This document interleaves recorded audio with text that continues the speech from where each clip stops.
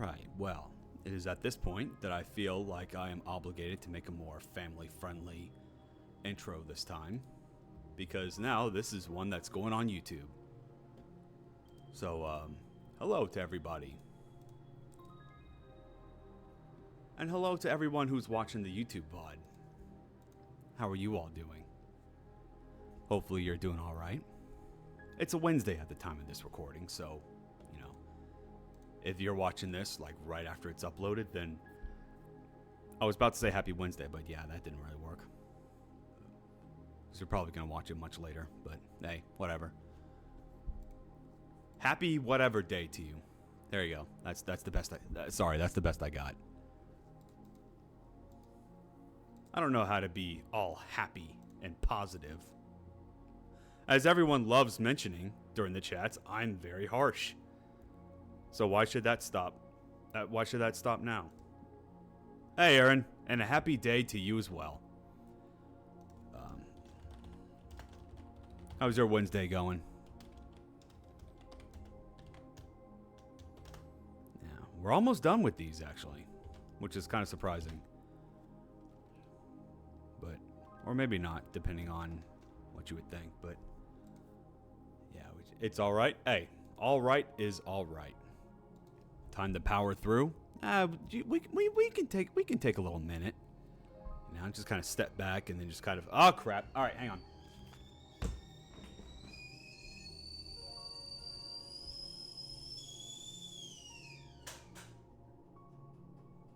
may or may not have forgotten that I had that going. Okay, where's the mug? There we go. Just need a little bit of caffeine before we start. Because what is a stream without some caffeine, right? How else am I expected to make it through? What, through my own natural energy and natural hyper state? No, that's not how that works.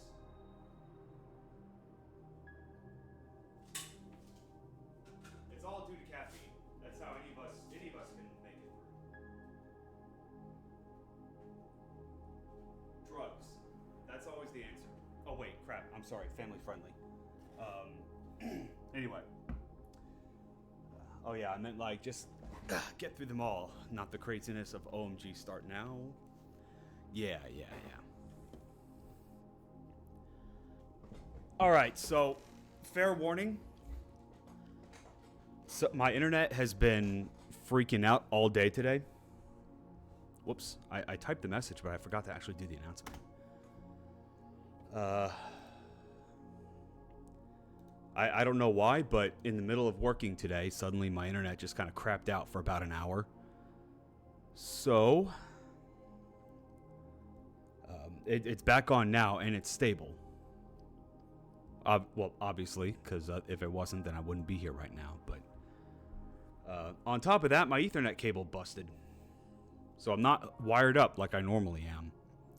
So, if it craps out, if I suddenly just disconnect, don't worry, I'm still alive. My apartment didn't blow up. The revolution didn't happen. It just means that what were you doing with that Ethernet cable? So the... Hey, John Erico, welcome in.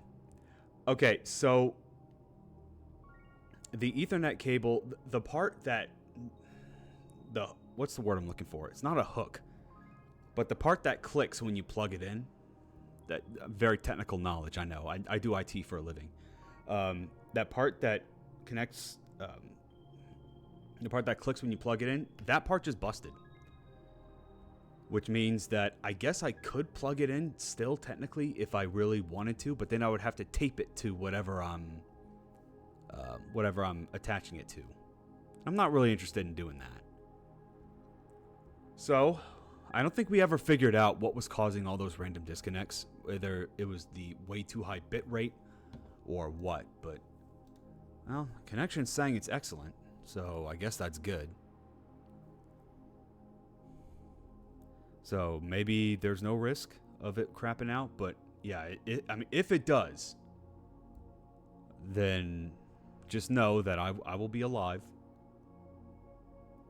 Nobody, the secret police didn't come in to kidnap me. right?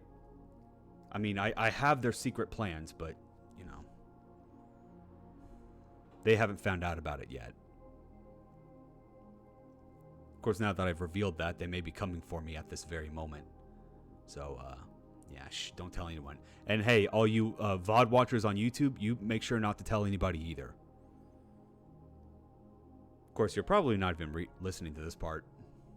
If you're watching the YouTube VOD, chances are you're the dev and you just want to go straight to your game's feedback. So you know what? How about this? Comment, if you're watching this on YouTube, I want to know how many people are actually listening to this random preamble. All right, if you're watching this on YouTube, leave a comment about what your favorite fruit is. That's going to be completely random and will throw off everybody. But you and I will know. All right? I just want to see. I just want to know. Yeah. Okay, so whatever your favorite fruit is, just comment. If you don't like fruit, just write down a random fruit. And also, ew, why would you not like fruit? You know, I've actually ran into some random people who actually, for real, honest to goodness, do not care about fruit. There are people who don't like fruit. I guess, yeah. Some people, maybe they just don't like sweet flavors, or maybe they just don't, yeah, they don't like the texture. I don't understand it. But there will be people like that just have these super bizarre tastes that nobody will ever really understand. I'm glad I've never met them. Yeah. Or maybe they're just trying to repress childhood trauma because when their parents kept forcing them to eat fruit because they didn't like it, they just wanted to go straight for the cookies. And they just never really grew out of that trauma. I can understand not liking certain ones, but all fruit? Hey, people are weird. People are super weird. Anyway, yeah, so YouTube VOD watchers. Put down your favorite fruit. And then I'll know how many of you are actually watching these. Or maybe if you would prefer to stay anonymous, maybe you wouldn't say anything. And then the mystery would just deepen. Wait, what's your favorite though? That's a good question. Yeah, I never really thought about it. I just, you give me a fruit and then I'm going to eat it and I'm going to enjoy it. Hey, Narcotis, welcome in. How you doing? I guess if I had to pick one, it would probably be, oh man, that is a real tough one. Probably have to go with mandarin oranges. Hopefully the seedless kind. Yeah. They're nice and juicy, but they don't leave, you can bite into, you can eat them, you can eat parts of them, and then it won't leave a mess. Or maybe I've just been eating fruit wrong my whole life. I'm comparing that to, apples or stuff. You take too big of a bite, then, yeah, sometimes it gets a little too juicy. It's yeah, it's good, but... Yeah, you don't have that problem with mandarin oranges. They're like little candies. You peel the orange, you just take out the slices, and then boom, there you go.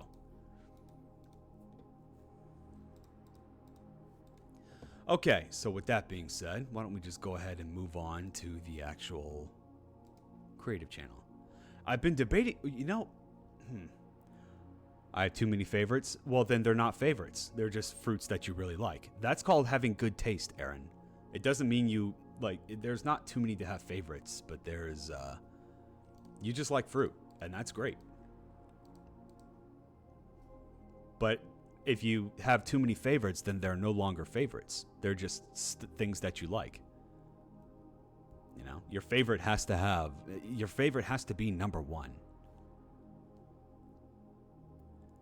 They alternate between what's on top. Well, that's just you being in different moods. Sometimes you're in the mood for an apple. Sometimes you're in the mood for a handful of grapes. Nothing wrong with that. Usually seasonal. Well, yeah, because, not that I know what's going on in your head, but if your tastes change based on the season, that's probably because fruits that are grown locally are best when they are in season.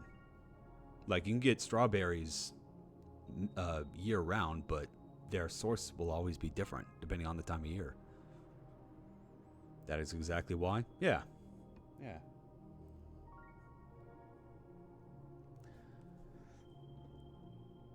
Now, we don't have a whole lot to show off today, but there is a 30-minute video about the in the creative channel that I do want to watch, but I'm not sure if I want to watch it today because it's a 30-minute video, and I'd rather this one be just be about the judges' highlights.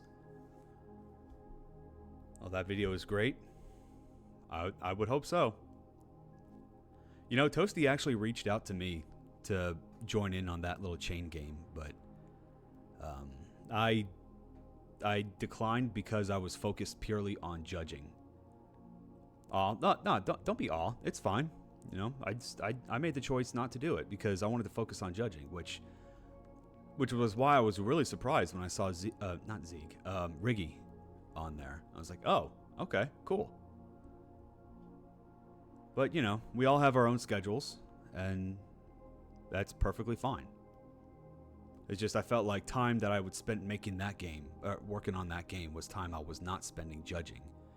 And I just really wanted to focus on that. And also, I'm pretty sure I wasn't told... Hang on. Before I start saying these things, maybe I should double check the message that I had.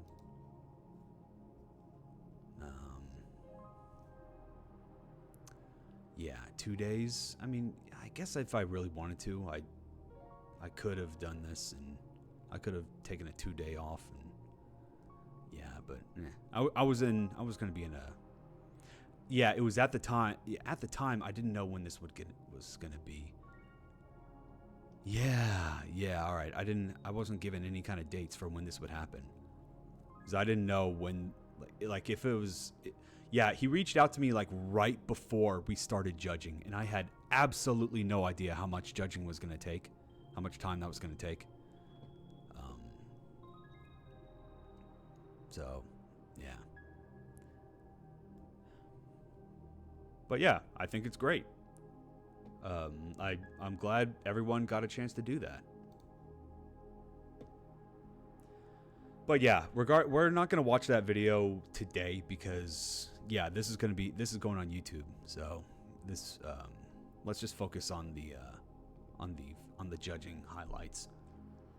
That being said, let's make a quick detour and then check out the rest of this other stuff. Okay, Chibe finally finished his paint by numbers painting that took over a year. Maybe because I was sick and I just took time off from it. What is paint by numbers? At first, when I heard that, I thought it was one of those like weird art projects where it's like you put in like collage projects where you like put like small pictures and then when zoomed out, they form a bigger picture, but that doesn't seem to be what's going on here. I should post screenshots here. Go right ahead. Yeah, we can talk about them. Hey, Fortuna, welcome in. How you doing? Have you never done a paint by numbers? Maybe I have. I just don't know what that is. Let me look that up real quick.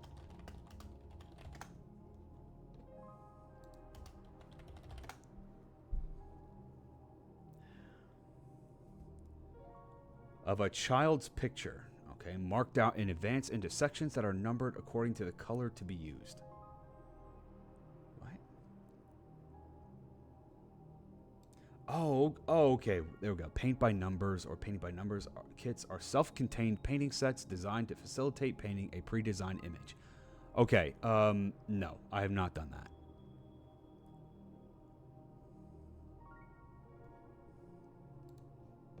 They're fun for people like me with limited art skills. Okay. Fair enough. Yeah, there's nothing wrong with that. Doing Paimon. Are you doing Paimon? What do you mean? What does that mean?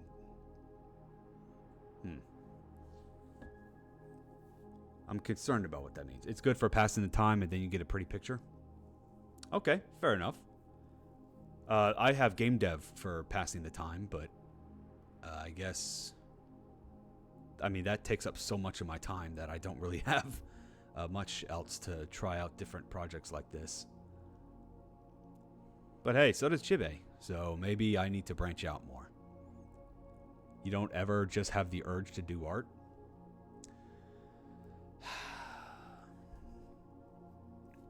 I used to.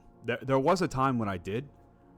Now it's mostly me trying to... It's, you know, actually, I can't remember the last time I did a piece of art just for the sake of it.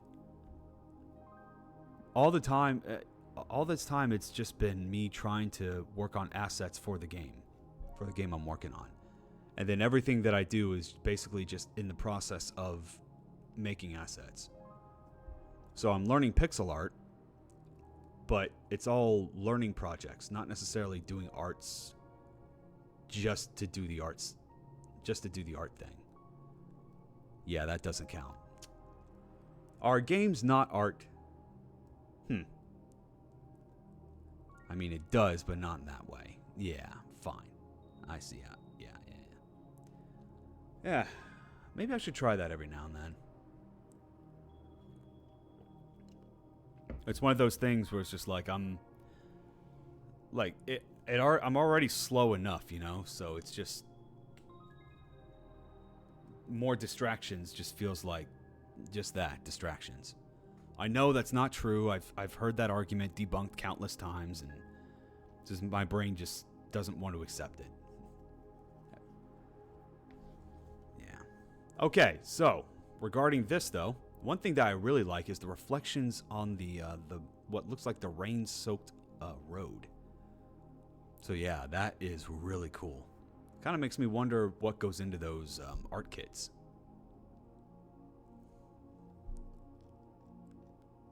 Yeah, it's so pretty. Hey, John Erico, welcome in. How you doing? But yeah, okay. There's a very interesting colored sky. The interesting mix of like blue sky and then the little splashes of gold. It's very pretty. I kind of want to find this kit. Well, Chibe, if you're watching this, you can answer that. You can probably do a reverse Google image search and then figure it out from there. Piss off. I know. Ah, there we go. Adults pay. Wow. Well, okay. Anyway, yeah, you can do that. It's the, yeah. Bold to do Google searches on stream. You know what? You're right. I've been burned way too many times by doing that. No, but sometimes very, very brave. I don't know if brave is the word I would use. It was just a severe lapse in judgment. I think that's what I would call it. A momentarily severe lapse in judgment. The hell are you doing? What are you messaging me for? You're right there on stream. You trying to... That was just me. Ignore it. I know it was just you. I see it right there. I'm not going to leak DMs, but... Like, I'm right here. Did you... Wait, did you mistake me for Chibe? Now I'm curious. What did you put here? Ah, gotcha. Okay, yep, fair enough.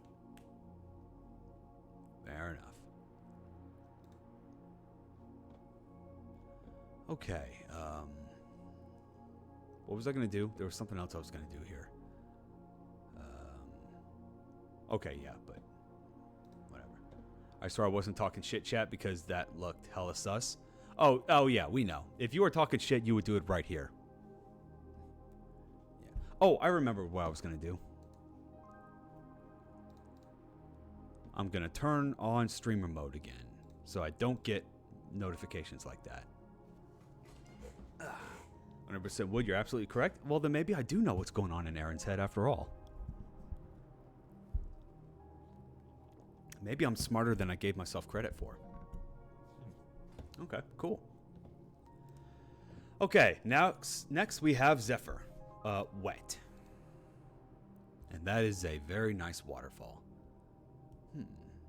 If you do, I'm very sorry you have to see this. Yeah. Okay, well, first off, I'm really liking the tile. The underwater tile is very nice. Let's see. I'm not so sure about the fact that some of this waterfall is just stationary, though. Kind of makes me want, like, everything else is great. I just don't know why the darker parts of the waterfall are just completely frozen in place. Unless it's supposed to be like a half-frozen waterfall. Yeah. Yeah, I was partially in Zephyr's stream when she was working on this, and I probably would have brought it up if I was there, but the thing is, I'm doing this, I usually visit streams on my lunch break, and I don't really have I don't have the time to be, like, always active in chat. But I'm always lurking. And also, I think that was actually, when I was in chat, it wasn't that far afterwards that I actually lost my internet connection. So, yeah. But I like the water movement against the rocks. I also like the water movement against the rocks. In fact, I'm going to learn how this works, and then I'm going to steal that. I still haven't done... Hey, Sharpie, welcome in. It is the Nova. It is indeed the Nova. It is also the Sharpie. Yeah. Because, yeah, boy, I still have to get my butt in gear regarding the water movement on my tiles. But yeah, this is good stuff. And I like how it's not just like static move up and down, move up and down. I know you've got a lot of texture work going on here, but yeah, the fact that the waves are, for the most part, not easy to follow, I think is great. My one concern is at the very bottom of the cliffs, there is a very noticeable hard cutoff right there at the very end, at the very bottom of this cliffs, which makes me believe, like, it gives the idea that this whole rock is just floating. Like there's no land mass attached to it. If you had if you faded it out more, it would be a lot more believable that these rocks are attached to the ground in some way. But other than that, no, I think this is great. I still see you're doing the darker parts on the diagonal edges of the cliff. And you know, in this context, now that I'm seeing it, yeah, if I do remember mentioning lightening up the darker parts. But I'm thinking if you did that here, then it would be kind of hard to tell which part was the flat facing one and which one's the diagonal facing one. So I'm glad she didn't listen to me when I said that last time.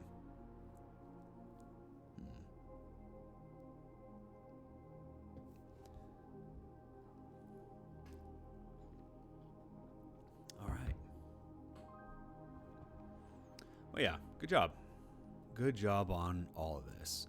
And a good job to everybody, too. Now, again, for those just joining us, I'm not going to watch this because it's 30 minutes, and I would like to focus this one video on the YouTube, on the VOD, because it's going to be on YouTube, and I wanted to focus more on feedback for those highlights. But yeah, good job, everybody, all around. Keep doing stuff. Keep making stuff. It's awesome. All right, so for today, I have... Okay, so one more thing. Monday, when I said I had only a few more games and that today was going to be the last one, unfortunately, that was a big lie. Because I did not scroll down my list. And I saw that I actually had a few more that I wanted to look at. So, next Wednesday will be the end of the highlights.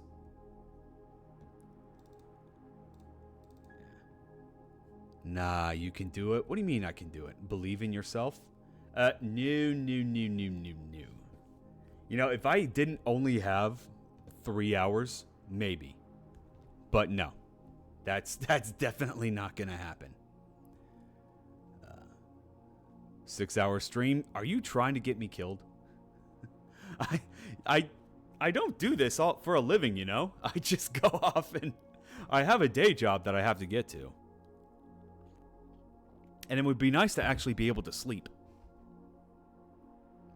I know for some that can be considered optional or a sign of weakness. But for me, sleep is very nice. Coming from the girl who can't even make it through the end of your normal streams. Yeah, exactly, yeah. It's like, what do you mean calling for a 6-hour stream and then you're going to dip in like 2 hours? You're just there to spread chaos. You're like the Joker. You want to see other people suffer and then go back and just go to sleep like a baby. Yeah. Hey, listen, some of us get up at 5 a.m. I mean, I get up at like a couple hours after that. I don't normally go to bed until like midnight or maybe 1 o'clock. Mostly because I'm still trying to wind down. And I want the VOD for tomorrow. Oh, good. So I'm good lunch break material as well. All right, that's always good to know. Okay. Or maybe I'm good material while students are like to keep you occupied while students are taking tests. Alrighty then. Let us go ahead and put an end to the music, which is actually pretty. It was actually one of the fastest creative channels that we've done so far. Which is saying a lot. Normally it takes me like an hour to get through all this. Okay. The theme for this week is going to be innovation. Gameplay innovation. There are some pretty cleverly made games this time. And I wanted to highlight a couple of them. I don't remember if the one I'm about to show off actually got a shout out on the panel or not. Oh, it did. Okay. Yeah, okay. Both of the ones I wanted to show off today were on the under most innovative gameplay. Oh, crap. I forgot to make my post on Itch. There you go. Okay. Do you mean beyond expectations? Kind of. You know, actually, the best part is I don't think the phrase beyond I'm going to shut up before these games make liars out of me, but I'm fairly certain I don't remember the phrase beyond expectations showing in either of them. So we'll find out. We're going to find out just how bad my memory is. I wouldn't thank God just yet. I could be wrong. Which might be worse, because then you'll get blindsided by something that just came up that I told you guys would not happen. See, the key is never to trust me. Okay. So first off, thank you very much for doing this. Give me the controls right at the start. I mentioned before for several other games where it's like, oh yeah, press the space or enter key to confirm or advance messages after you've already done that. But hey, we have the tutorial right here. So this one is Cognition Optional, and I am very ill prepared. I completely forgot to go check these games out. Okay, there you go. Oh, good. I'm already on the page, which means that will help me quite a bit. Yeah. This one will be good because I know who made it. If you knew who made it, why didn't you play it? But yeah, Cognition Optional. Let us start. Also, GG on WS Wasden arrows. Yep. That's good stuff. Okay. Location, Twilight City. Year 21XX. It's been decades since the world relinquished all our decisions to AI. From choosing what to eat, what job career to pursue, or even our judicial system. But once in a while, system abnormalities occur.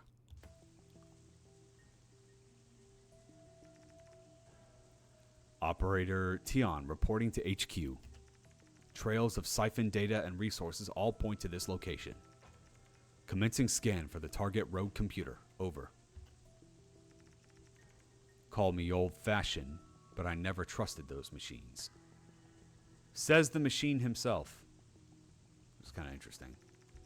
My job in the counter-tech department is to hunt down and shut down these rogue systems. Perfect for an old cog like me, still stuck in my old ways. Well, at least he admits it. But before I realized, I was well out of my depth. I've never seen anything like this before. A machine that is continuously evolving, endlessly enhancing itself with powerful defenses and terrifying weapons. Is this the end for me? Take this power. Don't give up now.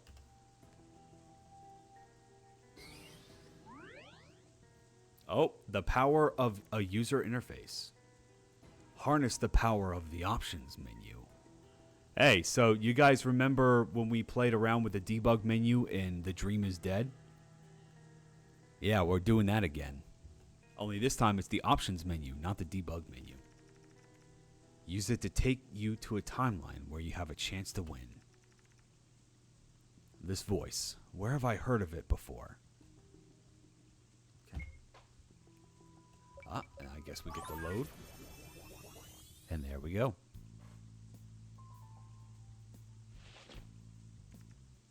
What happened? I'm back in Twilight City, just moments before I faced that machine. But this time I feel different. This new power I've gained, a menu to manipulate how this world is perceived.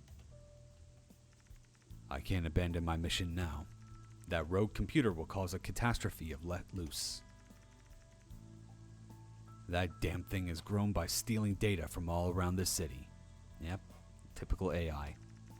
Perhaps the folks around here can offer some clues on how to defeat it. Time for some old-fashioned hands-on investigation. I've got a score to settle with that piece of junk.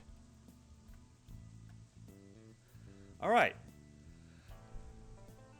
So at this point, the game gives you the illusion that it's open world, but it's actually not. It's very linear. But you just have a lot of places where you can go. Like you can go right here. You can't really do anything yet.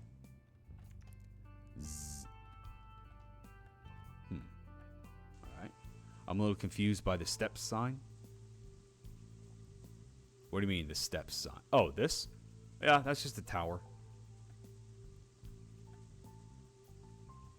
And here we are at the very top. Not really doing much with that.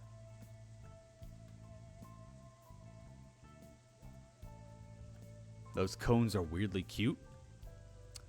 That is the first time I've ever heard anybody describing cones as cute. Alright, well, you learn something new. You gain new perspective every day. One thing I do want to call attention to is the raindrops here. Clearly, this is not default RPG Maker with all the with the very special raindrop effect, very well animated raindrop effect. But yeah. In fact, hang on, let me check something. Okay, yeah. So it looks like because they're vertical, I'm sure you could like vertical, like the direction of the raindrops is one thing, but I'm pretty sure you can edit that. I haven't tried that, but I don't think it would be too difficult to just find the direction that it would take and change it. But what does get me is the droplet effect, but it looks like that's just shown at random. It's not actually connected to any of the raindrops. The ones baked in are diagonal. I've never seen anyone bother to change. Doesn't mean you can't. But again, I'm not going to argue about that because I haven't tried it myself. I just think this is a really nice effect. So, we go in here. Looks like another rainy night out there. Barkeep, got any rumors about... What was that, sir? I'm sorry. I can't hear you with this loud music playing. Well, alrighty then. Sorry, sir. That area is for VIPs only. Well, what do you think we can do? It's very loud. We were just given a menu to affect the volume. Look at that. The music stopped. Huh.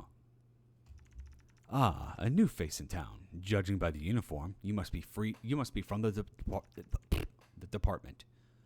Unfortunately, I know little about computers. Perhaps the 4 famous scientists of Twilight City may have the information you seek. Their lab disbanded a while ago, but one of the scientists is a VIP of this nightclub.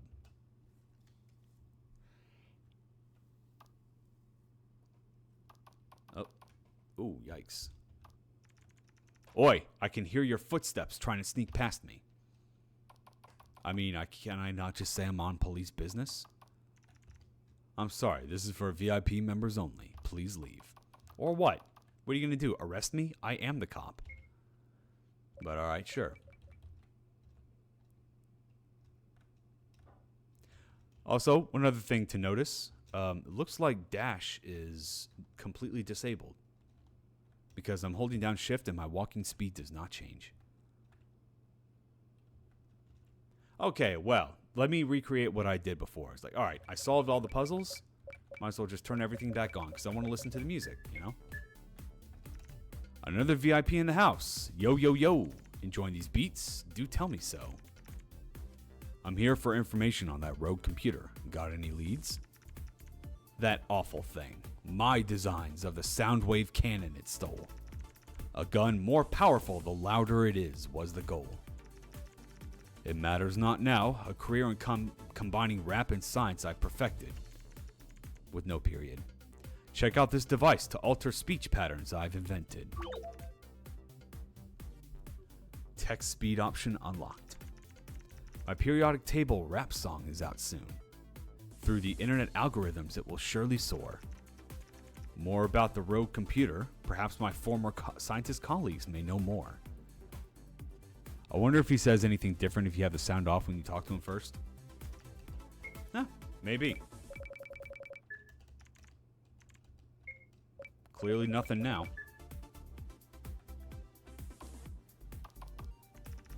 Hey, how'd you get past me? I don't know. No idea, buddy. But yeah, we're done with that. I do appreciate that nice little bit of clever writing. Okay, let's go talk to this guy. Hello? Anybody home? Whoa, slow down, my friend. You're speaking too fast. Well, and that's when we turn down the text speed. Hello? Anyone home? Hello, is my delivery finally here? I ordered this pizza hours ago. Why is it taking this long? Ah, of course. One pizza delivery coming right up. Please hurry, I've unlocked the door. Every single moment is crucial for my research. Well, there's the coffee. That explains why he was talking so fast. What happens if we turn it on right here? Yep. Yeah, same thing here. Okay.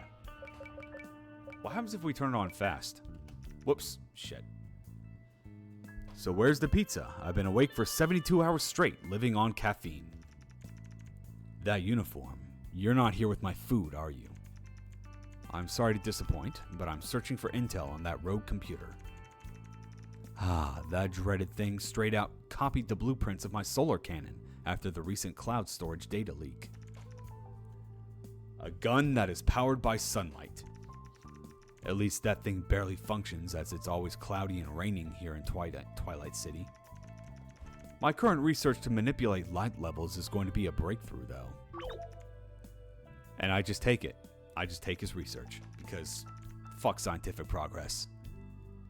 If you're looking for my remaining colleagues, one of them lives on the outskirts of the city. They surely value their sleep schedule, though. Such inefficiency. Hey, don't knock the sleep schedule. Turn on fast.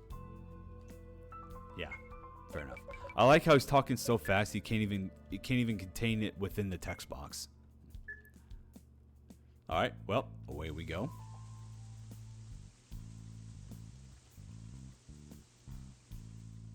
Yo, what up, buddy? Well, if the scientist is already well rested, then there's no point in continuing to sleep. So, what do we do about this? I hope a giant flower grows out of that spot, or vine. Why would you think that?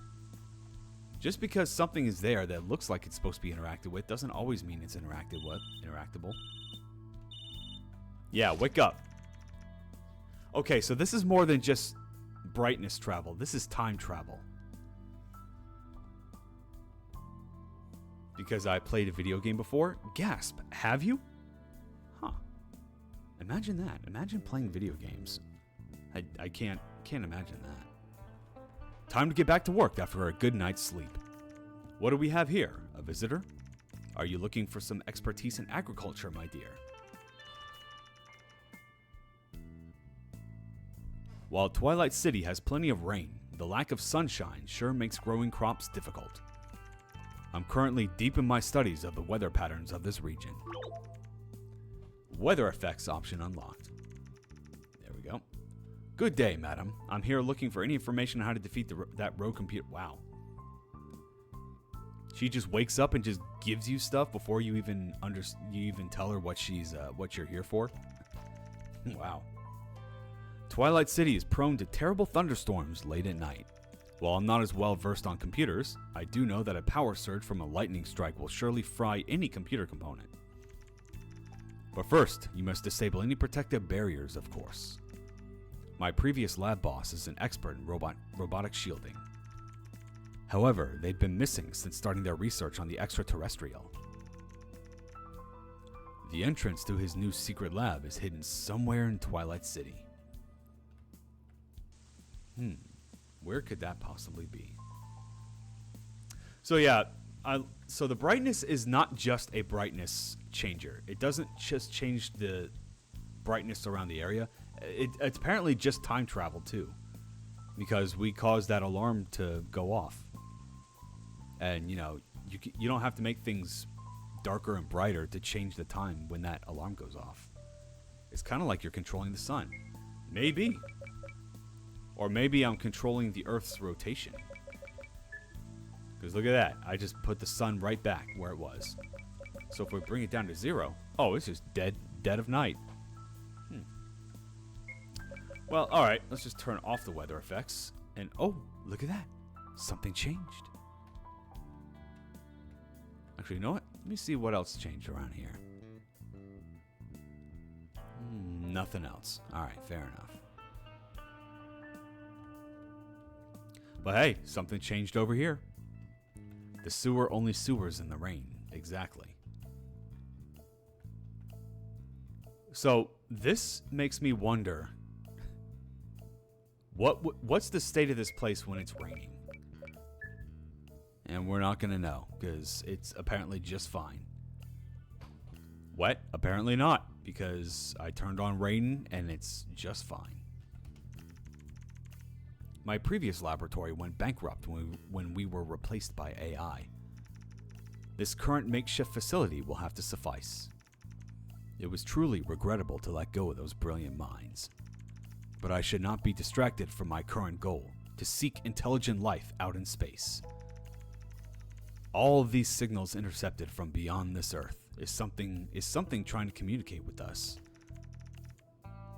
My analysis has led to the creation of this language modulator. Time for me to initiate contact. There have been reports of UFO sightings when wait patiently at the top of a tall building on a clear night. That ain't English. I like how the idea is that you want to make contact with extraterrestrials, but you already have a language modulator, despite not knowing anything about the extraterrestrials that you're going to be in contact with. Genetically modified seeds that grow instantly. Sunlight and water required.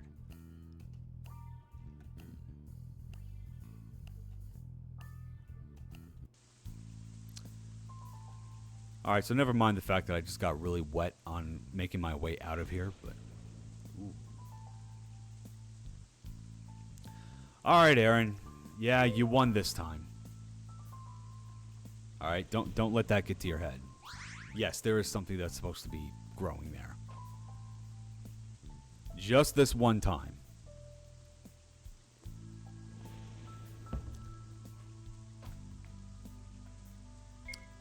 Okay, if I remember correctly, maybe need sunlight now. Hey Tron, welcome in. How goes it, gamers? It certainly goes. There you are. Wonder crop fruit obtained.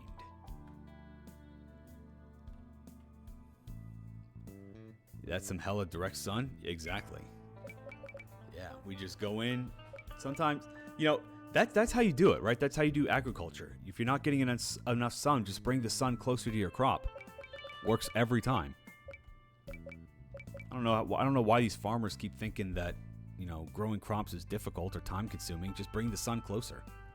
Not that hard. Okay, so we have... Okay, yeah, it needs to be on a clear night. Wait patiently on a clear night. Also, yeah, Tron, thank you for posting that video. We're not going to watch that. We didn't watch that today because I wanted to focus just on the feedback for these games. So we're gonna watch it either Friday or Monday. Yeah. Oh, yep. Language. Hey Zeke, welcome in. How you doing? I don't understand what they are saying.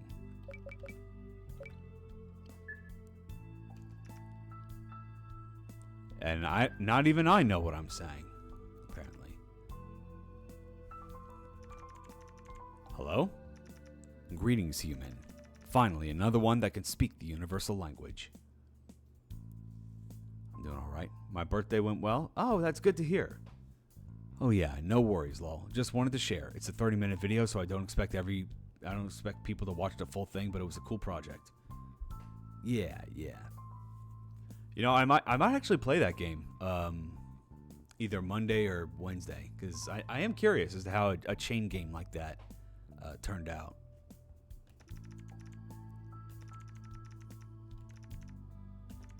We don't need any more human specimens to study, but we seek a sample of a naturally grown human food substance.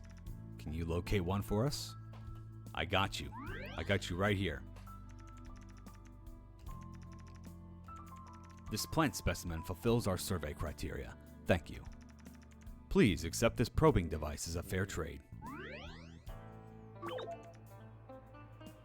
So I give you fruit and you give me ways to bend reality? Okay. That's understandable.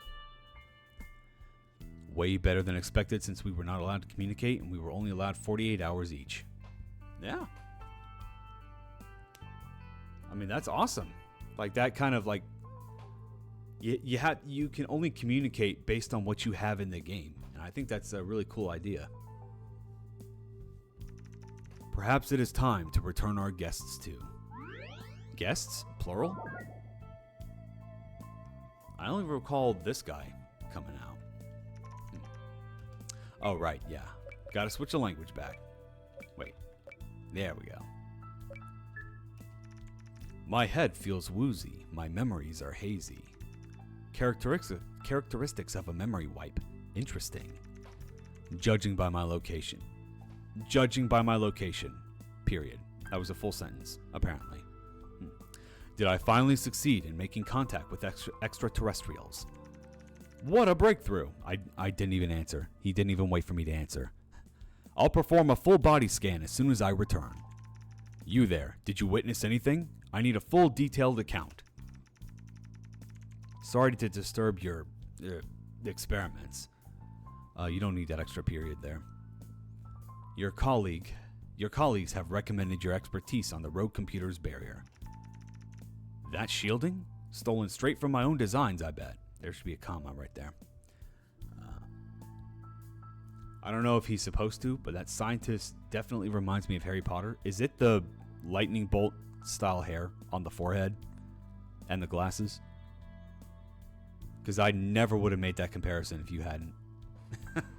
Yeah, that's completely different. Completely new to me.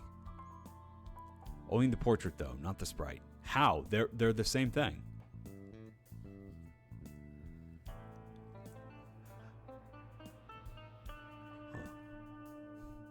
Because of the black background? Well, it's not black, first off. And second, what? It looks like hair and scar, not just hair. Ah, yeah, okay, gotcha. Kind of. Yeah. If that is so, there is no way you can break through it. My design is perfect. Okay, navy. There you go. You got it. However, A powerful barrier like that requires a tremendous energy source to upkeep. That thieving machine surely is siphoning power from the underground generators of Twilight City. You might be able to find your way to disable them through the sewers tunnels near my lab. I'm glad that he was able to immediately switch from the shock of having been probed by aliens to helping you with the road computer. Like, the charm in this game is not really from the writing, but it is from how clever it can get. It blends the mechanics in. And I definitely appreciate that. I keep forgetting that there's no room to maneuver here. Like, this is on a flat plane. You cannot move up or down, except if you're going to enter a building. Okay, so we go in here. So what does the debug option do? Well, it basically turns you into Sonic debug mode, where you can just walk on anything. Which is great. Might be a good idea to stagger the ladder from the door then. I think it's alright. Like, once you get used to it, it's fine. And frankly, this game is way too short to have something like that, like, get in the way. Prototype Sonic Cannon. Activate? Sure. Boom. What about this one? Prototype Solar Cannon. Activate? Sure. Error. Not enough sunlight. Gotcha. Wait, we're inside. You think the brightness setting is actually going to affect this? You know, actually, I don't think I did this my first time through. Yeah, okay. That makes sense. Because we're indoors, no amount of brightness. Actually, well, it is kind of weird because we are... Like, I am adjusting the brightness of this room. But, yeah, there's no solar energy coming down here. So that makes sense.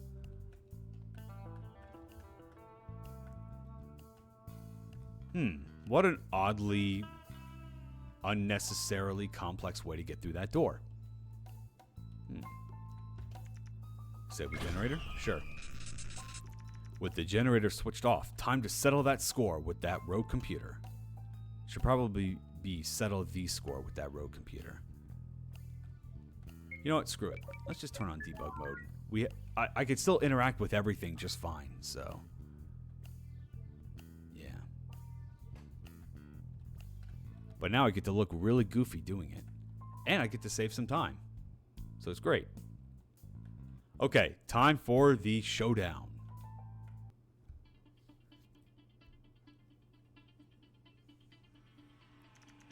We meet again, road computer. I'm here to see you dismantled, you piece of junk. Beep boop beep. Idiot flesh being, this is the first time we have met. Error, error. Insufficient power to sustain barrier. Shield disabled. Aha! It worked! Not so tough now, are we? Your actions will be futile. Give up now. I am the future. I'm sure all AI will say that. And you know what? The AI bros will say that too. But hey. We're about to show them the good old-fashioned human ingenuity.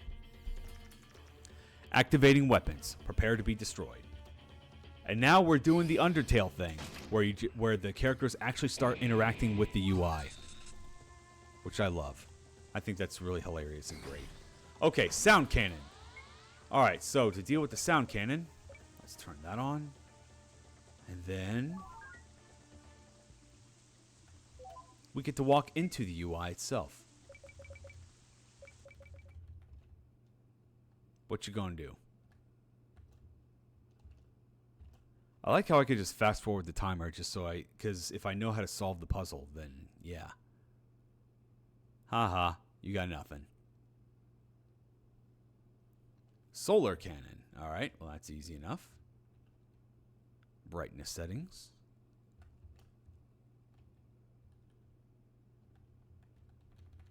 You know, just for extra safety, let's just go ahead and remove any kind of sunlight by just turning on the weather, covering the area in clouds. So there's even less sunlight. So get wrecked.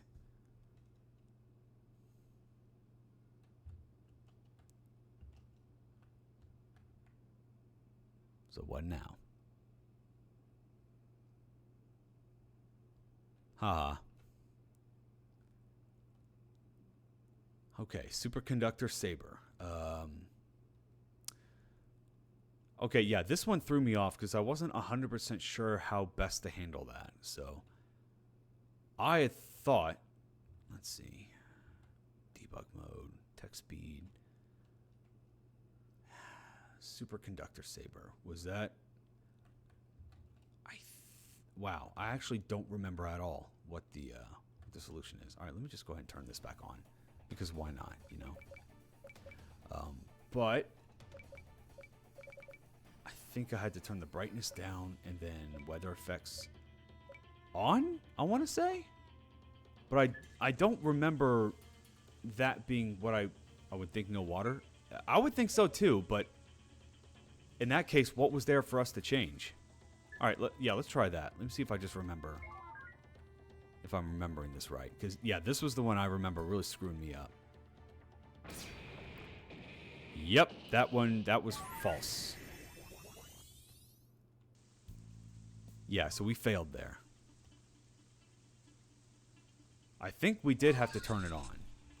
Turn on the weather. Because it was off by default.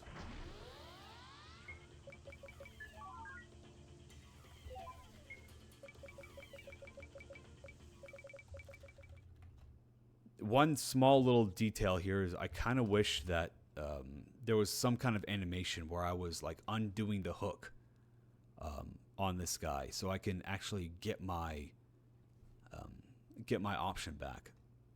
Because the way that it is right now is just like you go up, you just tap it, and then it's back on. And I'm just like, that's not how that works.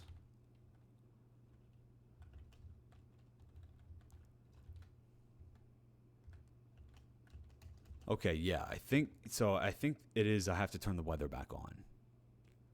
Even though that doesn't make a lot of sense because superconductors, like I would think that requires a lot of electricity, and then with water all over the place due to it being rainy, yeah, that just doesn't feel right. But hey, why not? Right, brightness. Whoops. That might be one of those polish things that just didn't happen in time. Possibly. Yeah. Yeah, I'm not going to act like it isn't, but yeah, let's see. Yep, there it is. All right, I think it was the weather.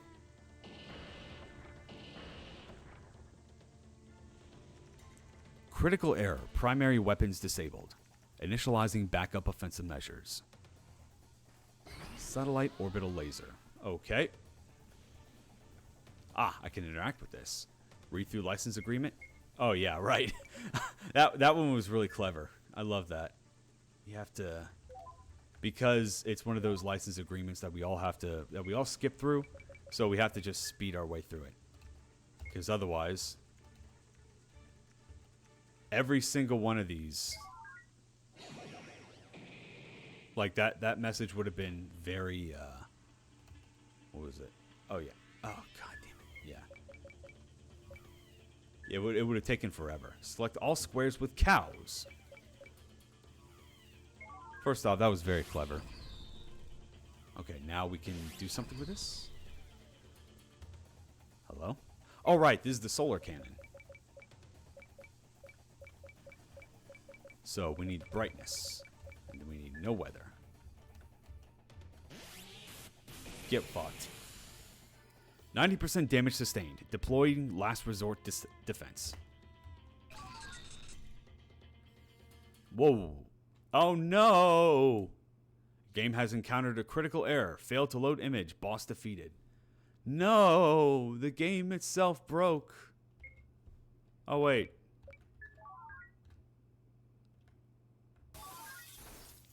But we broke it back. Impossible. Calculated probability of defeat was less than 1%. Cannot compute unknown power this flesh being possesses.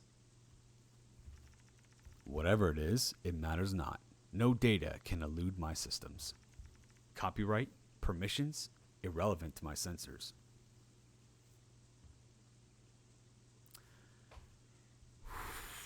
You know, I didn't want to keep bringing the AI comparisons here.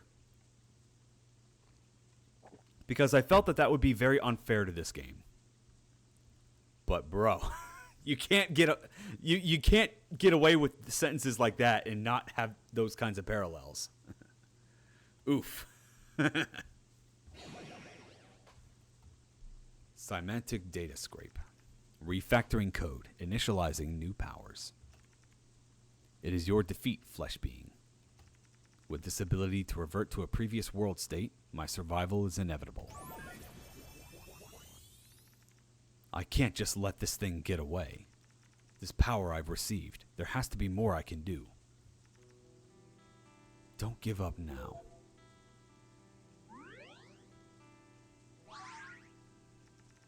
That's right, I have to keep going.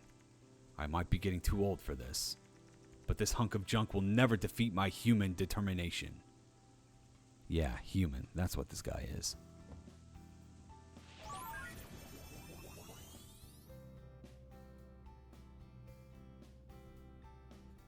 And that was Cognition Optional.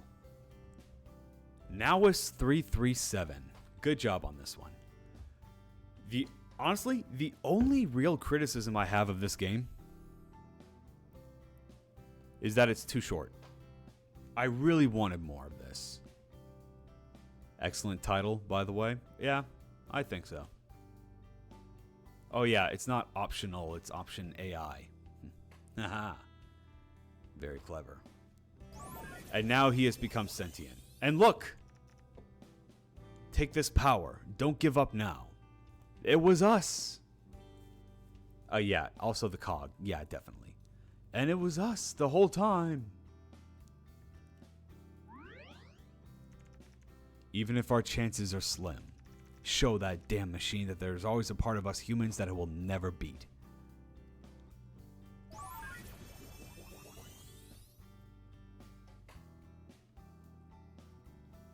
Of course, now we basically determined that we will continue to stay in this infinite loop, which is kind of interesting.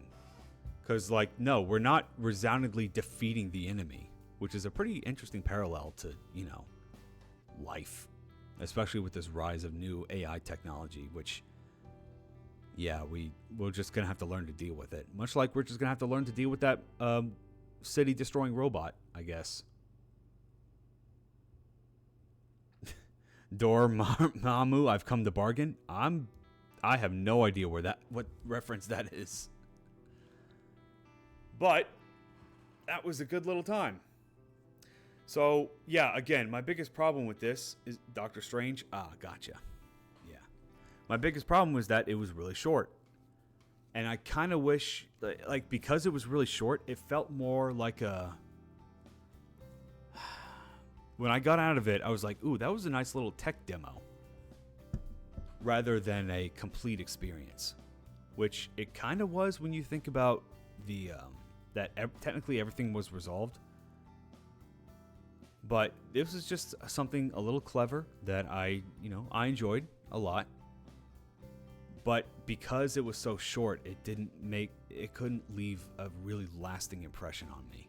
Which really sucked because I really wanted to see this fleshed out more. I wanted to see more presence from the doctors. I wanted to see the mechanics that we pick up solve subsequent puzzles in a very organic way.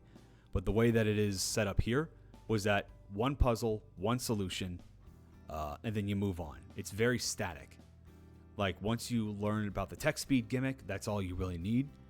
It doesn't change anything else beyond solving that one puzzle, and you don't use it again until the last fight, which is true for every new mechanic that we gained here.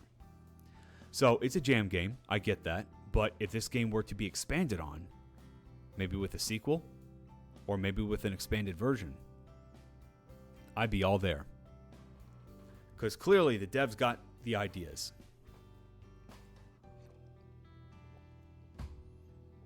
And I'm going to chalk this up to just being held back by the jam rather than having its own, like giving the dev time to kind of figure out, like fully explore these mechanics. And that was my biggest problem with it, was that it was too short because it didn't have a chance to fully explore all the mechanics that it could do. that it could make with. And I really wanted to see more of that. But what is here is very clever, very innovative, and I enjoyed it. Question though. Okay? What's up?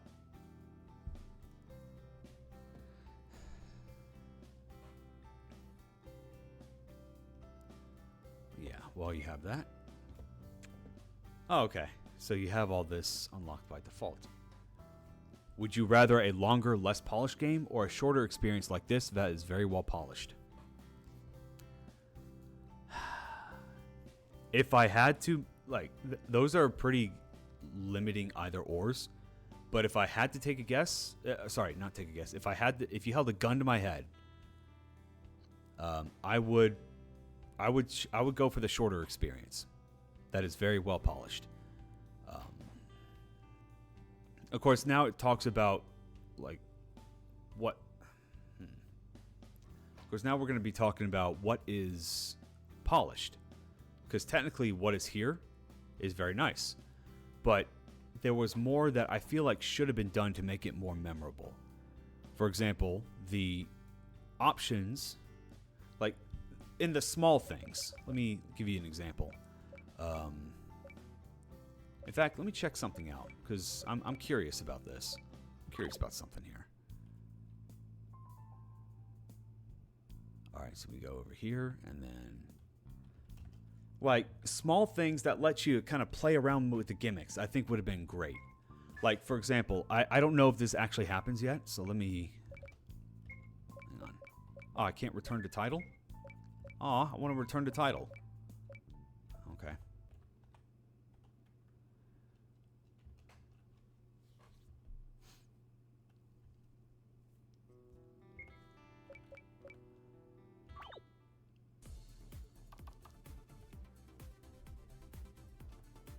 Yeah, like, oh yeah, the sound effects. I think that sound effect was only used for like one puzzle and wasn't really there. So, I want games to be as long as they need to be. And in some cases, I played several games on here that I felt were too long. And in this case, I felt like the game was too short. Now, we can change this. Okay, we can, all right, where was the... You can change this by if we were allowed to kind of mess with the mechanics in a more clever way. So we have, what do we have here? Background, sound effects, full speed. Wait, text speed. Oh, there we go. Okay. Yeah, so here's a fun little text speed little gimmick. But if we slow the text speed down, now we've solved the puzzle. And then if we turn it back on, yes, this guy talks way too fast, which is perfectly fine. But what happens?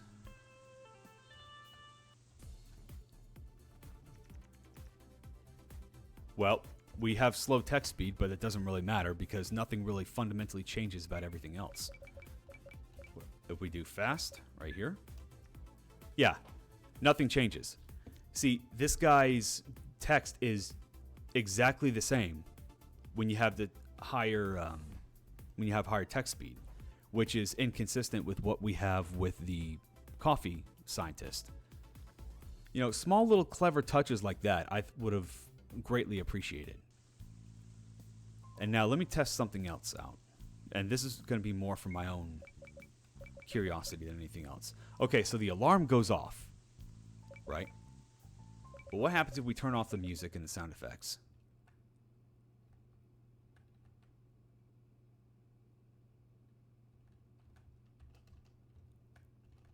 Huh, that does work.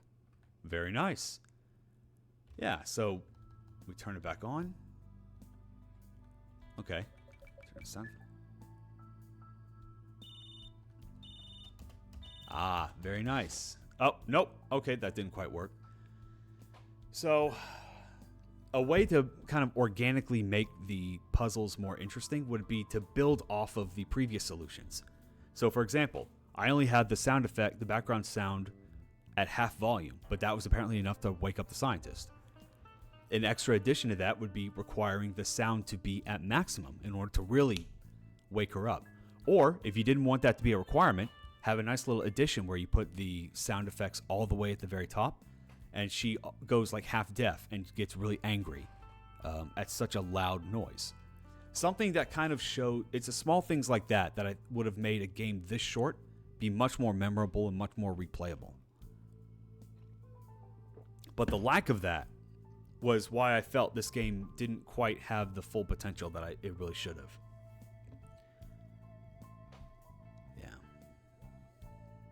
Yeah, I definitely agree with that. Would love for there to be more little things to poke at and interact with, but I'm just thinking in terms of general game jam things where minor bugs are expected. Well, here's the thing. I mean, nothing that I've shown you would have been classified as a bug. So, yeah, that's not a problem whatsoever. A bug would be being able to enable debug mode before you got the option, for example.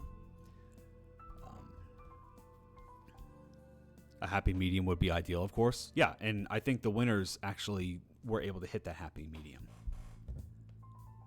Exactly, which is why I would consider this well polished for a jam game. Yeah, pretty much. I guess we have different definitions of polish. Because I feel like a game with no bugs in it that I could find was already well polished enough. I'm just thinking about extra little bits for that could help it reach its potential, which the lack of which does not make the game more rough. It just makes it more unfinished.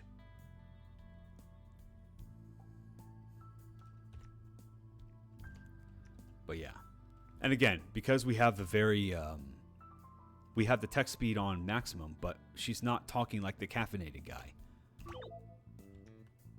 I think we fundamentally agree. I think we do too. It's just I think that we're getting tripped up on the small things. Yeah. But yeah, great job on this. You definitely deserve the runner-up. And I believe if it weren't for this next game, it would have won.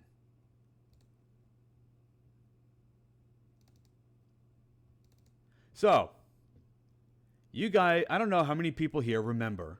I'm going to make a controversial take here. Actually, I think this is the same controversial take I made when I was on the podcast.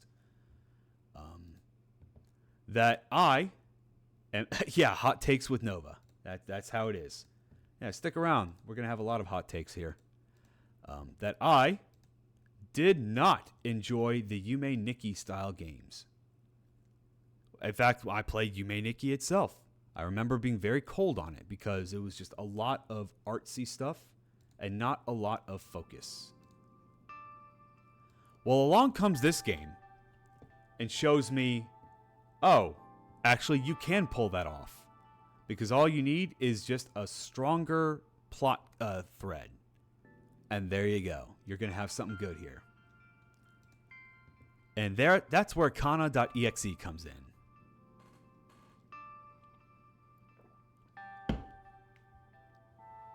I can appreciate it from afar, but oof, not my thing. I respect the impact that Yume Nikki made, and I respect that it has a lot of dedicated fans, and I understand why they feel that way. But yeah, when I played it myself, don't care. 100% same, and people love it. Yep. I wish I could see what people. Well, I see what people saw in it. I wish I could agree with other people's takes on it. Nova, my brain is ronkling. Oh, really? That means you're getting smarter, right? Oh, really? Then who are you and what have you done with Ozzy? But beyond that, I remember nothing about it. Okay. But I will not be touching plugin making, though. Why not? It's fun. Once you figure out what you're doing. We all started somewhere. I don't know how... I mean, I can walk you guys through a quick how to make a quick plugin for MZ, but I don't know.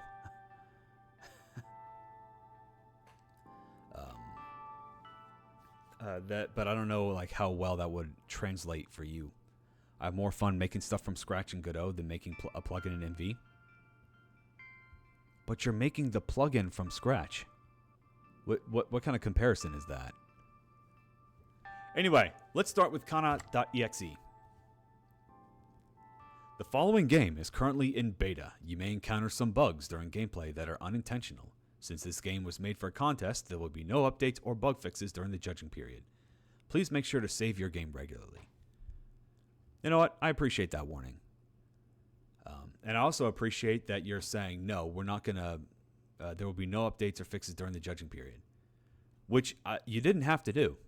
Because apparently, we saw a couple of devs do this during the contest, where it's like, okay, you can't edit your submission, but you can fix bugs and then post the link to that bug fix to an external site on your itch page.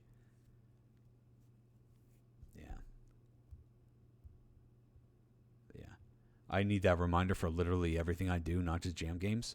What? You mean save your game regularly? Well, not just save your game regularly, but make sure to rotate your saves. Yeah, don't just use this one single save file.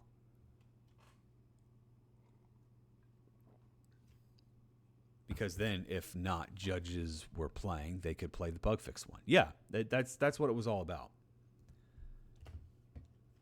Any characters or IPs depicted in this game are purely fictional. Any resemblance to real-life people or existing IPs are coincidental. Any websites or content claiming to be directly endorsed by associated to kana.exe that are not linked to this page or stated to be related by the creator otherwise are not official or endorsed.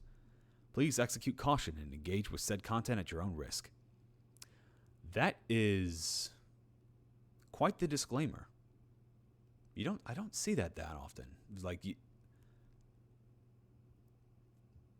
I read this and I remember thinking that the dev was clearly making this game for an audience other than me, or other than for the Yume Nikki audience, right?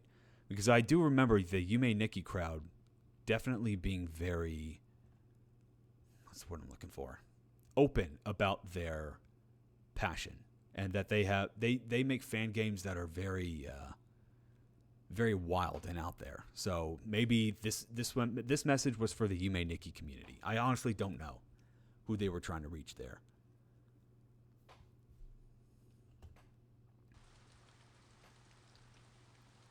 But hey, here we go. Oh, look, there's Kana. We just go around and do whatever. Yeah, small thing for devs. When you do transfer events, you might want to consider either putting the transfer event right here so that you can still walk towards it and run into it. That might be better for a small enclosed room like this.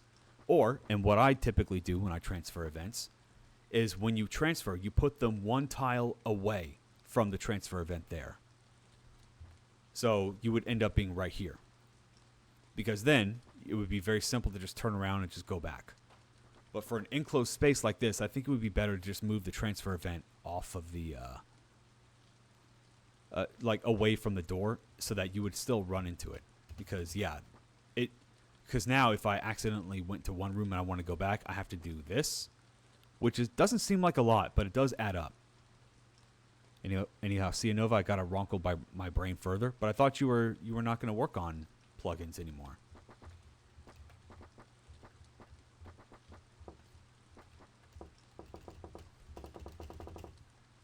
Well, alrighty then. I like the small touch of the busted table, like little nicks and dings in the table right there. Very nice. Okay, so let's get on the computer. Now, I present to you all the thing that made Liberty... nope, that's not it. I was going to say, there's going to be something in here that will make Liberty lose her shit. But we'll come across it later. Oh, look at that. It's binary. And what could be your problem? Oh, all right. And then we're just walking around.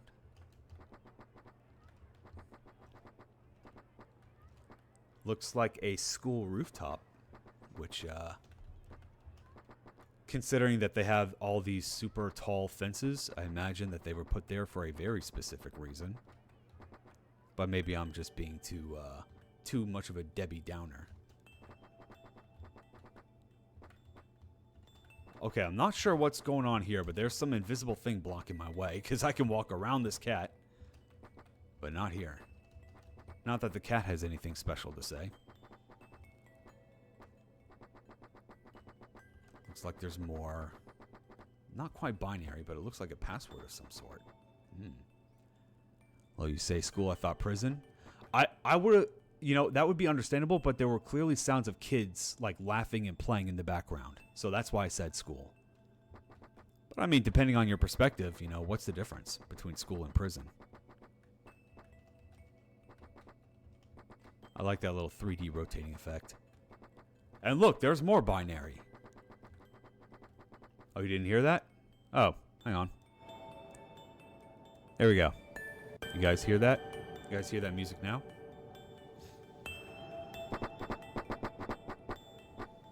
Might be a little easier for you all to hear this. Yes, much clearer. Yeah, that's the thing with these games. I have to do sound tests like I need to remember to do that. Every time I pull up a new game, I have to do a sound test. Because the music was just fine here, and now I have to wonder how much of the music of Cognition Optional that you guys heard. So, we have binary here, and, you know, I decided to go check that out myself. I did a quick little decoding of the binary. This just says kana. That's it. So, okay, pretty cool. Bro's got to DJ the volume in between games. Yeah. And with the style of game this is, you never know if the silence is intentional. Fair enough. Oh no, it broke. Unable to find files and key files. Map 007 window PNG. Uh-oh. No, that's not a game-breaking bug. Not even a glitch. This was all intentional. Remember what kind of game we're playing right now. It's very, very meta. Okay, so can you guys hear this?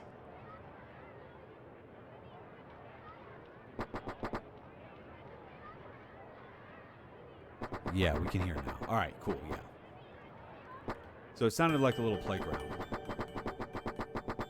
which made me think that this was a school. Okay, what's in here? Oh, no.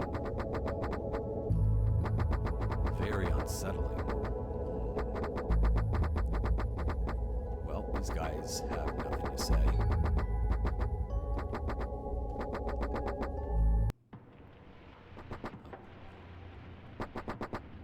Oh, yeah, that doesn't look right. Listen, I know this game can get a bit trippy, but I'm pretty sure your arm and the top of your little twin tail here is not supposed to clip through the wall here. I'm gonna chalk that up to a minor bug. Oh no! I went back the way I came, but now I'm in somewhere else.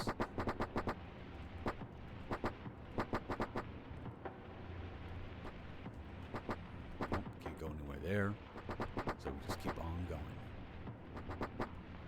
going. This may not be a up and cheerful little game that we may have thought so, that we may have thought beforehand. As if we needed that reminder. You do not know the password. Let's go in the spooky red door. Ooh, creepy. You found 001.mp4. Oops.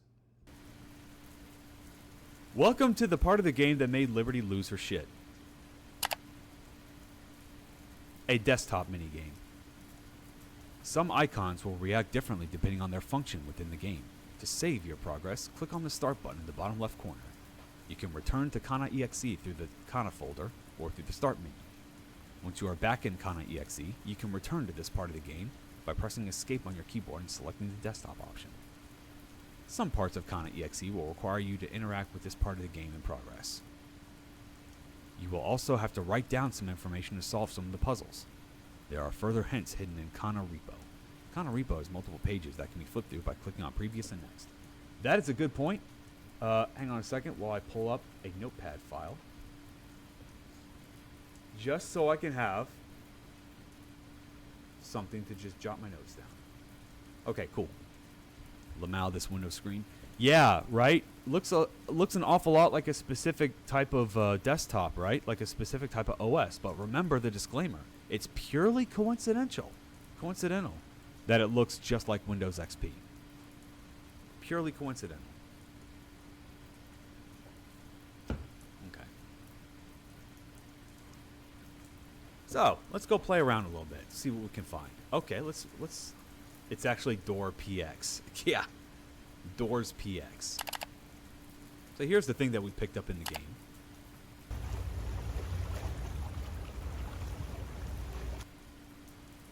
Well, that was cute.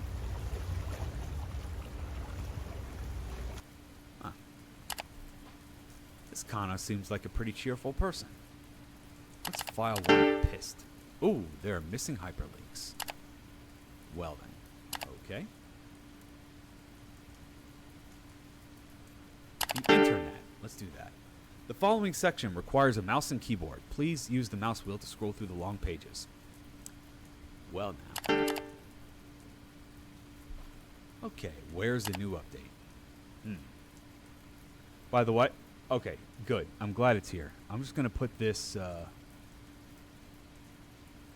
gonna put myself right over here just to make sure that you guys are able to see this, because I want to make it clear, because you guys are gonna need to know the time at some point. Hey, Valen, welcome in. Download Bonzi, buddy. Right. Okay. I know, right? I can't wait any longer. The mods are just lazy. Somebody else should take over. Guys, the mods are hard at work. Learn some patience.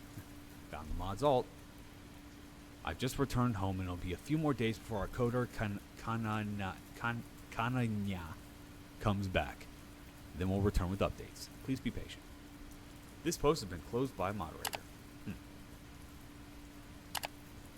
Hello, everyone. Sorry for the silence. Oh, there's Kananya. We were both visiting family over the New Year's, but now we're back to bring you more Kana blog entries. I saw a bald man on the front page and thought, OMG, Nova reveal? What? What in the world would make you think I was bald? And why is that where your brain goes? Welcome in, Atrikia. How you doing? Gee, yay. Thank you for the hard work, mods. Any concrete info? Well. The prize for World Oh, there's another one that's been closed by the moderator. Isn't that interesting? Post has been archived by a moderator. Okay. Has anyone made any progress about what happened to her? Figuring out what happened to her. I'm worried. Okay, that was later. What happened to her? Where is Kana? Of course the jerk isn't on. Of course. Because when you have the comfort of anonymity, then it doesn't matter. You can say whatever you want. Where is my princess? I miss her so much. You haven't seen that post, huh? Kana won't come back. What post? Stop being vague. It's annoying. We should respect Kana's privacy. She will be back when it's the right time. Because this entire site screams respecting her privacy. That is a fair point. This was very creepy when I first read this. I was like, ew, why are these people... At first I thought Kana Revival Project. Wait, is this a project all about bringing somebody back from the dead? I thought we were doing some necromancy here, but nope. It's just a bunch of internet creeps. What's with all the archive posts? Is it normal for every other post to get archived, or what's going on? Not just a post, comments get closed after a while, too, on every post. The mods are super insecure. Of course, the Anons have the worst opinions. Don't talk if you can't even pick a username. Kana love forever. Demon Cat 13, that's one to keep in mind. These posts were archived because they were irrelevant to this site's purpose. Cool, so why are you closing the comment section on every single post? Hey look, kana.exe. It's me again. I've went back... Oh, Shinigami 406. I would like to direct your attention to the top right. Shinigami 406. That is the account that we are on right now, which means this is us. It's me again. If anyone remembers my previous post, I went back to his apartment and found a strange file called kana.exe on his computer. It seemed like a harmless game file, but there is something creepy about it. I'm going to play it now. If anyone would like to play it too, I've attached a file. Well, virus. I've downloaded it. It's not a virus. We trust the Anons here, right? Yeah.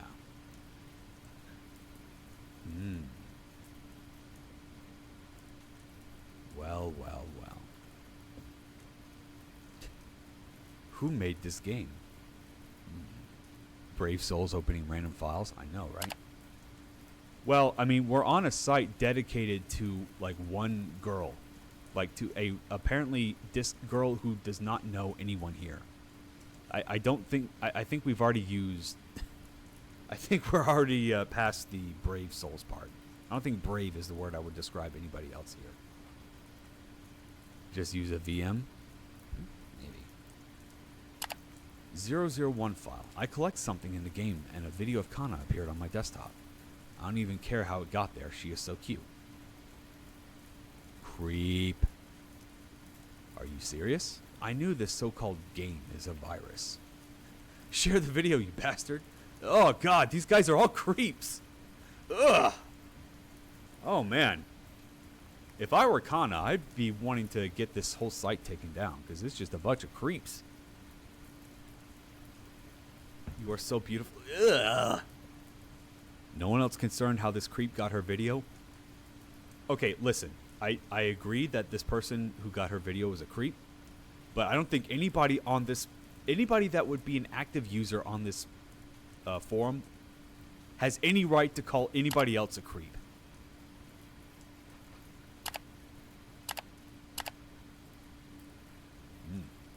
Stuck in kana.exe. By the way, I love this. I love how there is a like in-game walkthrough in case you need it. I download the game, but now I'm stuck. Help, please. I found the 001 file, but I don't know where to go next. One of the files has the wrong name in the map 007 folder. Just rename it to be without the typo. There you go. I definitely read how piss. And you all get mad at me saying, oh, I'm the only one that has piss jokes. Well, there you go, Aaron. I think you've just let yourself be known. It is not just me. I just can't read.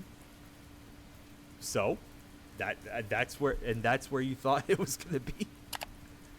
Oh man, I no longer feel bad about my juvenile sense of humor. Anyway, what's the beta? Oh, look at this, Kana's World. Hello, welcome to my blog. My name is Kana. I'm an 18 years old girl. I love fashion, cats, and spending time with my friends. Will you be my friend? Nova plus. What other logical conclusion could I have come to with piss? Let me have this one, alright? Can I have like one victory? Just one, please? Alright. Hello, this is my first blog entry. I'm so nervous. This is the part where I talk about myself, right? Will people think I'm self-obsessed? But I'm really just looking to make friends. So about me, I'm Kana. I'm a 17 years old girl, soon to be 18. Wow. And I love fashion and cats. Oh, and Aku Neko, whatever that is. I guess there's another thing, but this has to stay secret between us, okay? I want to be a magazine model one day. There, I said it. I hope you can cheer Kana on so I can achieve this dream one day. Thank you for stopping by in Kana's World. Hoping to see you again next time. Oh boy. Alright, 2006. 3:15. Alright. I'm just trying to reorganize my internal timeline about these events. Okay. So, almost a year later. Where's the new update? Alright, good stuff. So, that was the beta. Interesting. So, oh yeah, about. I probably should have started with this, huh? The Kana Revival Project, short Kana Repo. This is a group effort organized by user Kanayan and DemonCat13 to remake the popular blog known as Kana's World. We are big fans of Kana and want to bring back the joy she has brought us. This all feels so perfectly 2006. It really does. I love that. currently, the page is in beta and can be accessed from the top menu. Only the first blog entry has been remade so far, with steady progress on the second one. I hope everyone will come together to celebrate Kana once more. And this is the part where I get very concerned. Because if it was taken down, I mean, there could be several reasons why it was taken down, but because of the tone that these users have, my thought process is that these are a bunch of creeps that, you know, Kana took down her own blog, and these people do not respect that. They're just like, no, we're going to bring it back up. I'm just like, ew, don't do that. Anyway, so let's do some Google image searching. Boogle. But remember, guys, any coincidence to anything else that would also sound like oogle with multiple colors per letter is entirely a coincidence. There is absolutely no way that this was meant to appear as a different type of already existing search engine. Yeah, that's the danger with these kinds of disclaimers, because it gets me thinking. It's like, okay, you say all these, like you said it too, like at the very start, it's like it's all these, any similarities are purely coincidental. That's just a straight up lie. That is just a straight up lie. And I'm torn on it because as a player, I'll be like, okay, maybe you're just covering your ass. But as a judge, I'm like, okay, are you trying to slip something by me? It's one of those things when you make those kinds of, like, quote-unquote legal disclaimers. Because we all know what you're doing. Right? There's no need to hide it. No, we're not going to sue you if you make something like that. Also, you would be surprised how many other projects I've played that straight up do reference other real-life media. So, yeah, you're fine. If the dev was scared about any legal repercussions, you are fine. Don't worry about it. Okay, chatter. Shin406. Well, that was quite the interesting username. How about we remember that? Okay, so, Kana Anon. What do we have here? Is it true? I know what I saw. That's horrible. And is he your friend? Was. There's no way I would stay friends with that monster. Why would he do such a thing? Who knows? He was always the gloomy kind, always alone at lunch. What are you going to do now? What do you mean? You said the police is useless, so what will you do? I don't know. I thought about beating the shit out of him, but that wouldn't bring her back. I see. So you are weak. That's all I needed to know. What the hell are we talking to? I'm not weak. 2 days later, I'll go back and find real proof. The justice system is flawed. Carry out your own justice. Bocked user? Oh, wow. Oh, my God. I didn't even realize that. It said bocked user. Whoops. Oh, hey. Oh, and it looks like Kana Anon is still online. Interesting.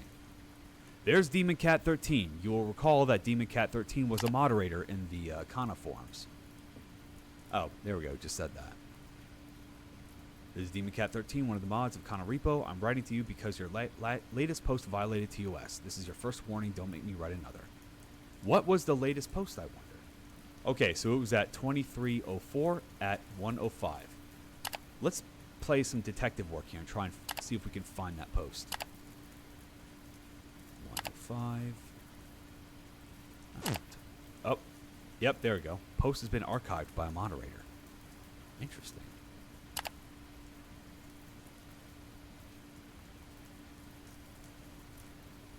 All right, nothing do we have here. Well, apparently, Shinigami 406 said something that was not okay. This is the same person who actually posted kana.exe on the forum. Let's play some detective work. What do you think you're playing? What I'm playing is the sole difference between a game like this and a game like Yume Nikki. Because now we have some kind of... now that we have some kind of plot threads to start piecing together, I've got something to work with. I've got something to cling to. I've got something to get invested in. Whereas when I was playing games like Yume Nikki, where it's just like all visual imagery all the time, it was like, oh, okay, well, it's fine, but man, this is my jam. I like keeping track of all this stuff. Okay, who's Yuki89? We talked this morning after class. Thank you for accepting my friend request. Don't mention it. And then a month later, are you coming to today? I can cover for you. And then a month later, is everything okay? Not once responded. This is my jam. Not literally. You, Atrikia, you know what I mean. A blocked user. Okay. Thought you hated online chatting. Welcome to the dark side. A man can change. Wait, a man? Hold on a second. Hold on a second. A man can change? But weren't we just playing as Kana just now? This is the account that we're at right now, huh? Interesting. Interesting. Trans icon? No, that's not what's going on here. But that is a plot thread that you may be thinking about. Come on, let's raid. A month later. Let me come over. Can't. I'm about to head for classes. Wait, don't you have classes today? Aren't you skipping already? Yeah, the old man's on my ass about it. I bet you just want to bring girls over. There's only one girl in my heart. I'm leaving. What's your door code? I forgot. Oh, we got something. All right, let me just write that down.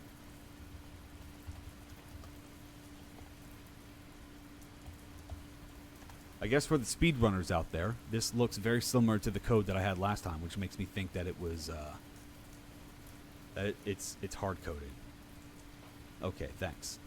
Come on today? Can't. Busy. Busy with what? Just busy. 12:05. Haven't seen you in a while. Everything go okay with you? 12:15. I'm starting to worry. I'm fine. You want to come over? Let's play some games. Not today. Another time then. Coming over. I'm about to go shopping. I'll let myself in. Okay, I'll be back in 30. Where are you? Did you leave again? I thought I told you not to trash my place. I hate the just busy as a reason. It's so obviously a lie. I mean, that or they just don't really want to get into it. Besides, I think we can see where this conversation's going. I told you not to trash my place. I've seen what you've done to her. I can't believe I trusted you. Then just say that. But if I say that, then that means... Like, you realize that's the meme, right? Oh, they have to ask you if you're fine, but then you say you're fine, but you're not really fine. You just can't get into it, because then they just wouldn't understand. Either that, or they would cause unnecessary worry. Or just say you're busy. You're like, yeah, I just got things I need to do. You're not lying. And it also doesn't invoke the follow-up questions. I don't know. I think it can be a nice thing. Or maybe not nice thing, but it's just a way to avoid, like, there's not, if you're in a situation where any kind of hints would cause problems, yeah. If someone's checking up on you and not just a stranger, just tell them. Fair enough. Talk about Shin. Okay, so you think when they say Shin, you think you're referring to the username, or maybe this person's actually called Shin. I don't know. I don't know what you think you saw. But can we just talk about this like adults? It's okay if you hate me now, but at least talk to me. You block this user. Well, whoever blocked user is, which is very clearly a typo now. Yeah, they don't have any. Also, yep, this scroll wheel. This is what caused Liberty to lose her shit. And yeah, Scroll wheel seems to be kind of difficult to do. In the... Yeah, poor bot. Deleted user. Okay.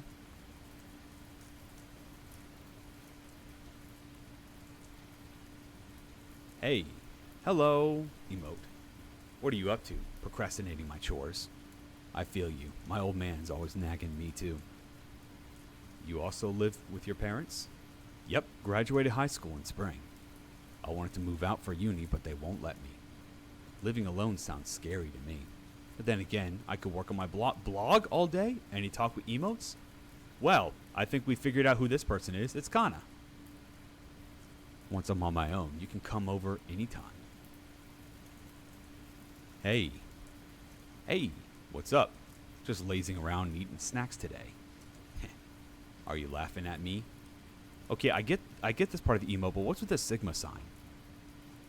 What's that supposed to represent? What if I was? Then I would pout really hard. Lol cute. It's a shock. Oh. Well, that just goes to show how much I use these emotes. Not cute, scary. I'm so scared. Need a cute girl to cheer me up right now. It's 'cause she's a sigma male who transitioned to female, of course. Hey. Hello. Let's meet up in real life sometimes. I don't know. RL is scary. I don't even know what you look like. Scared I'm ugly? Well, there's Shin. Would you let me rest on your lap? Ooh, handsome. I don't know. I'm not as cute in RL as I am in the pictures. You probably think I'm ugly. I'd never think that. Also, if I only cared about looks, I'd already have a girlfriend. But you don't even know me. I know you. I love you. Well, fuck. Yep. Oof. Hang on, let me just keep piecing together the timelines. 10, 13. And then 13 days later. I love you. The user has deactivated their account. Whoops.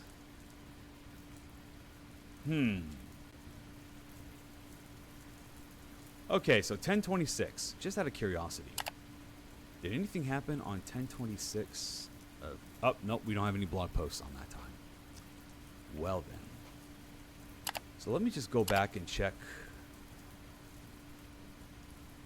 Here. Okay, 12/22. That's what we need. Let me just check and see if there's anything here. 12/22. No, nothing here. Okay, so something happened at around December. Okay, so whatever. We have the... Oh, hold up. Something got... Oh. Looks like we got new posts while we were browsing the forums. That's one thing that I found really fascinating. We got new posts updating in real time. File 2 and 3. So what's up with file 2 and 3? And I cannot open that up. All right. Retribution. Download attachment. Well, I can't download that attachment. So I don't have anything there. Okay, so if I remember correctly, right here, yeah, there it is. One of the files has the wrong name in the map 007 folder. Just rename it to be without the typo. Okay, easy enough. Items, system, nope. Map 007. Ah, well, that's easy enough.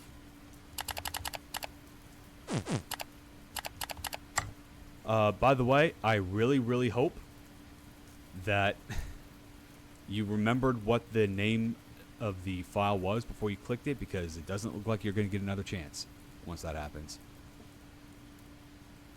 Okay. So we go back. So the back and forward buttons work despite them being grayed out. That's interesting. Okay, back to kana.exe.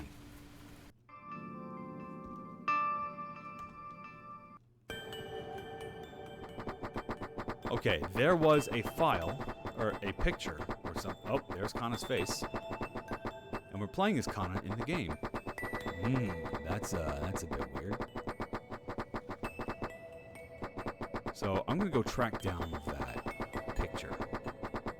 Ah, there it is. Oh, hi.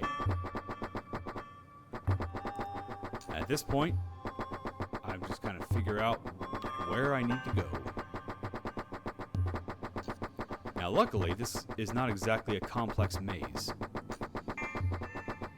Ah, there we go. You found whatever the hell that is. I bet you that's something we're going to need to check out on the desktop. Anybody else know? Oh, shit.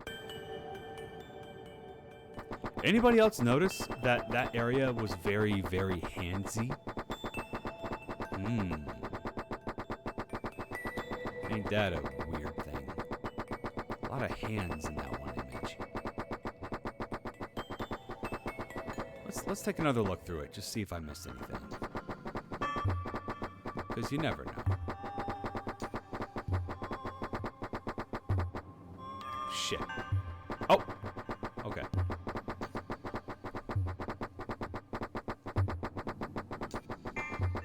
Well, alright. Doesn't matter. I actually didn't notice the hands. Yeah, so I'm glad you went back in.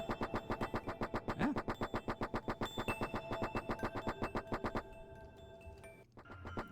So a game like this is just to put this out there, a game like this is incredibly difficult to judge because of its vagueness. Like, how are you supposed to comment on the story when so much of it is left open to interpretation? It's like, you want to give these games the best shot that they deserve, but when you leave things this intentionally vague, it kind of sucks, because I think the worst feeling is when you judge a game, you criticize a game, and then only to find out later that you actually didn't get the whole story. So that's one thing that I was very, very cautious about when I was writing up my feedback for this, which I still need to get around to posting. Okay, I think I picked up everything I can here. But yeah, very handsy. Kind of interesting. And the hands are in a bunch of different directions, too. So, like, if they were all, like, gripping things, then that would suggest murder, but they're very rubby, which, yeah, definitely has some much darker implications. Yeah, it's tough, but a risk you take as a dev with this sort of structure, I think. I agree with that as well. So, like, I'm going to do the best I can, but I'm going to do the best I can with what I've got, but it's up to you to kind of figure out, do the best you can with what you've got.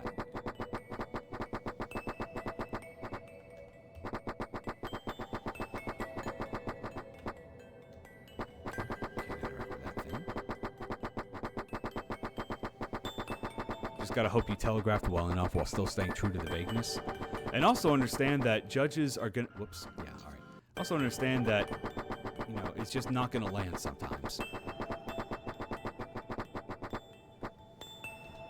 Alright, let's go through here. Let's run this gauntlet again and see if there's anything else. Maybe I picked something up. Like, I did get the door code, so maybe there's something I can do with this. Maybe I can recreate the, yeah. I can recreate the scene. Do you know the password? Yes! Okay. Got it. Wait, letter password. Hold up, what?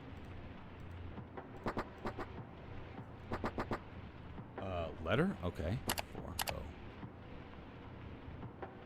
6 9 8 9. Yeah, that's not it. That's 6. You don't know the password. Okay, that's interesting because it implies that. Hello menu. Yeah, that was weird, and I noted that when I was judging the game. So it's interesting that you would. The first time I came across this, you said, "Oh, you do not know the password." Now it says, "Do you know the password?" Which implies that I came across the password at some point. What do you say we head back to the desktop and just take a look at what I've got here? Aha, there's this thing.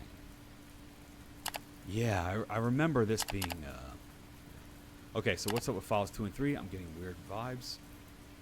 No spoilers, I haven't gotten that far. Nobody asked. I don't like file 2, kind of looks sad. I don't have those files.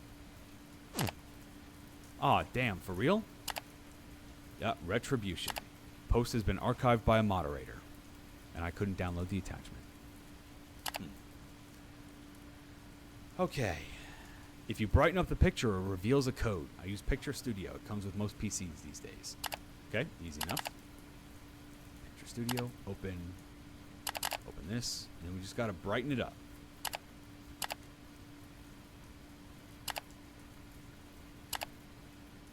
There we go.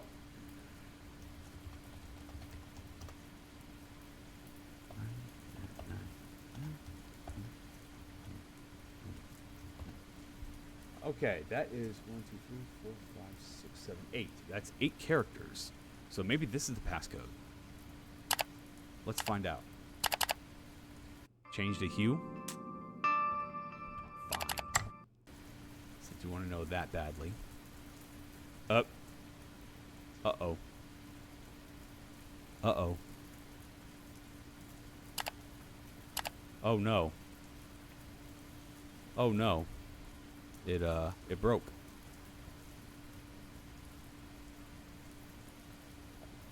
Well.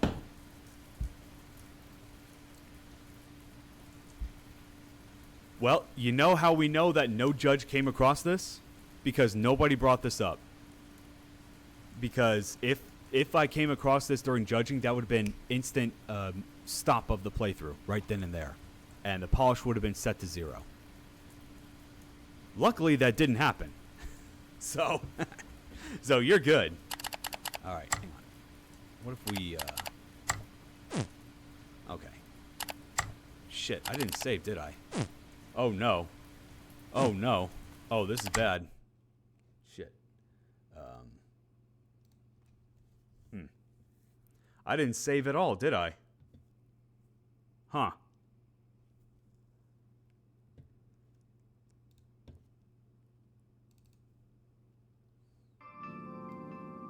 Despite the warning. I know, right? Hang on. Luckily, these are games that I have already beaten. And because Pass Nova was such a genius... Are you for real?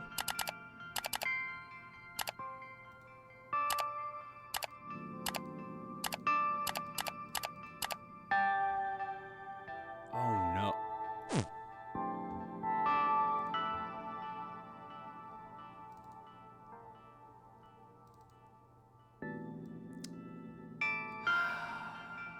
Well. Alrighty then. Unless this is just a part of it, Nova's a better actor than I thought. Unfortunately, I'm not that good of an actor. It's all part of the game. Yeah, I wish. Hey, Looney, welcome in. How you doing? Oops. Well. That sucks. You know what I think happened? Actually, I think I finished the game, and then I deleted the actual folder, and then realized later that, no, I want to highlight this, and so I re-extracted it, and then put it there. Tell us the ending? I will not, actually, because I would like you all to play the game yourself.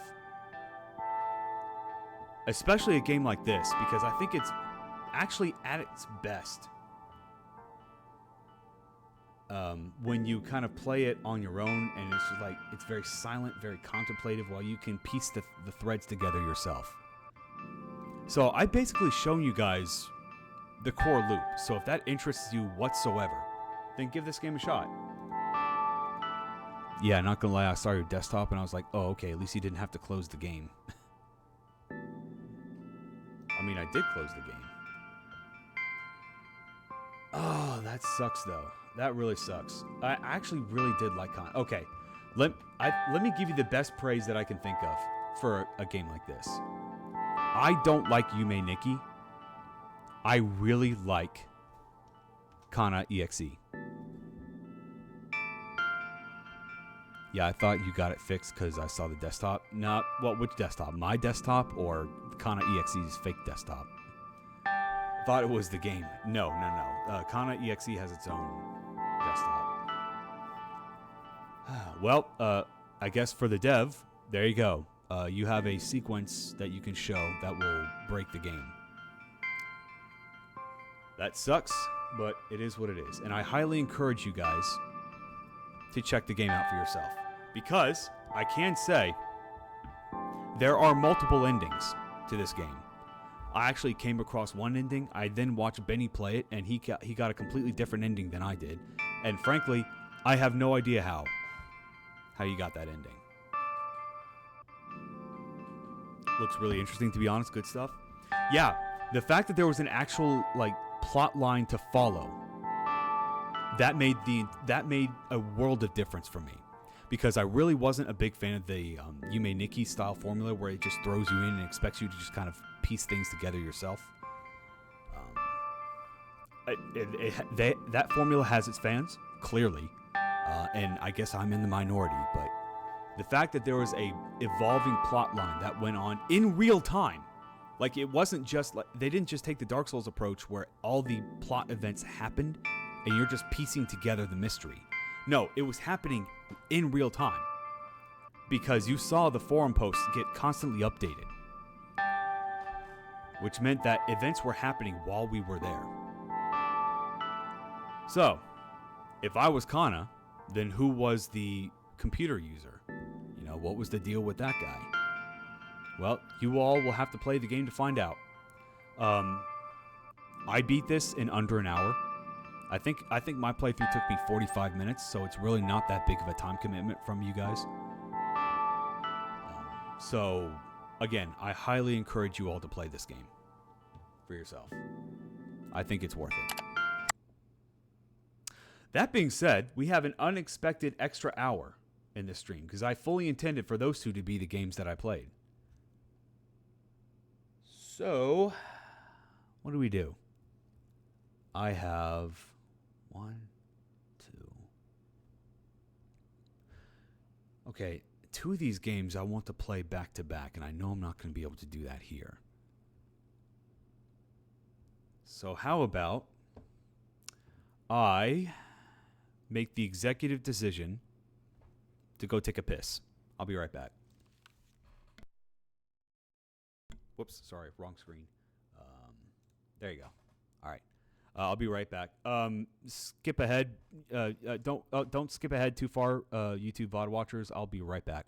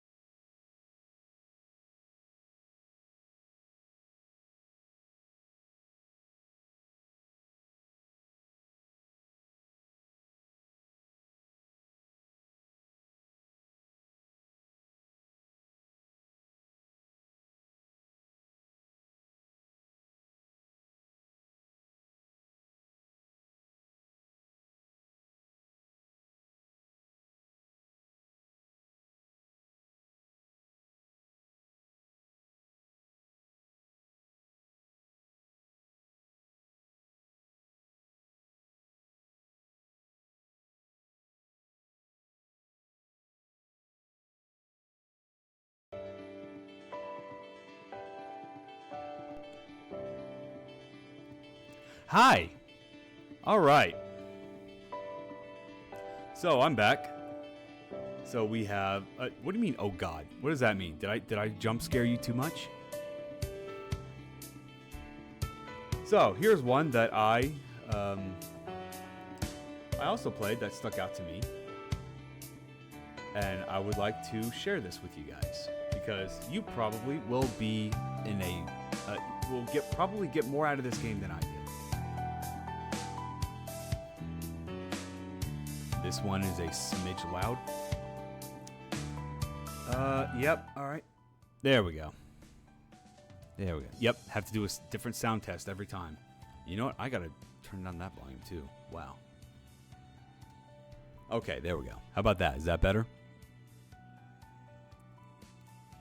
Shit. Wait. Shit. Wait. There we go. Okay. So, hang on. Let me go look up the. Look up the game.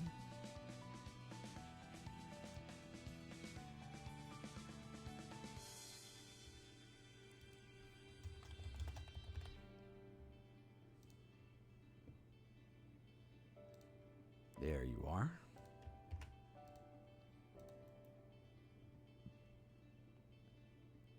Okay, so this one is Long Road to Heck by Craze. And this one is a very simple premise. You have 1 hour, grind to level 99, defeat the boss. Okay, pretty simple. Craze is good people, I agree. Hello, heroes. I have some bad news for you. World's ending in an hour. Oh, shit. You should go defeat the Dark Lord. Now. That's ridiculous. I'm a goddess. I would have sensed an evil plot. Just because you say you're a goddess. We don't need delusion. We need to get going. It'll be fine as long as I blast the Dark Lord to bits with my magic, right? That's such a long way to travel. It'd take days normally. Impossible. Wait, who's talking? It is what it is. Don't be so glum. Wait, who is this? I don't see her on screen. We've just gotta, go do it. Are we heroes or not? Very weird how... Okay, yep, okay, she's on screen. Got it. Well, we will be once we slay the Dark Lord. Let's go. Okay, you have 60 minutes to find and slay the Dark Lord. Time will tick down during field exploration and battles. Menu activity will pause the timer, such as managing equipment or shopping. Good luck. So, here it is. You have 1 hour, and then we have 6 party members. That was a rhetorical question I was asking. So yeah, that introduction was everybody that you had here, but only 3 characters are going to be in your party at once. I was like, okay, fair enough. Let's just take a look at what we can do. Oh, we have spells and Ooh, okay. Speedrun time? Well, yeah, this game is basically speedrun the game. So, Draconic Wealth, Flame Spell. That's... Ooh, holy shit. All foes. Generate extra TP per foe hit. And as soon as I read this, I started to get worried. Because I was thinking to myself, wait a minute. Strike 100% attack, 1 foe. Tries to force enemies to target Drake if able. Okay. When you have these... Okay. Step breakdown. 125% check. Slightly inaccurate. Moderate chance of stun. This is a lot to take in.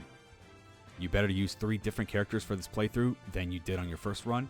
So the thing is, Aaron, was that I kept rotating my characters throughout. I didn't pick and choose.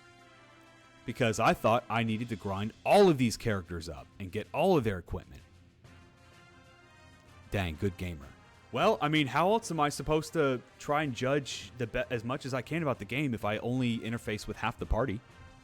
You know? So the reason why I got worried was because there's a lot of complexity that I'm seeing already. 125% attack. Why did we need that? And now I see HP damage multiplier 625%. It's like, Jesus. Like, we only have an hour to get all this stuff figured out. I was like, huh, okay.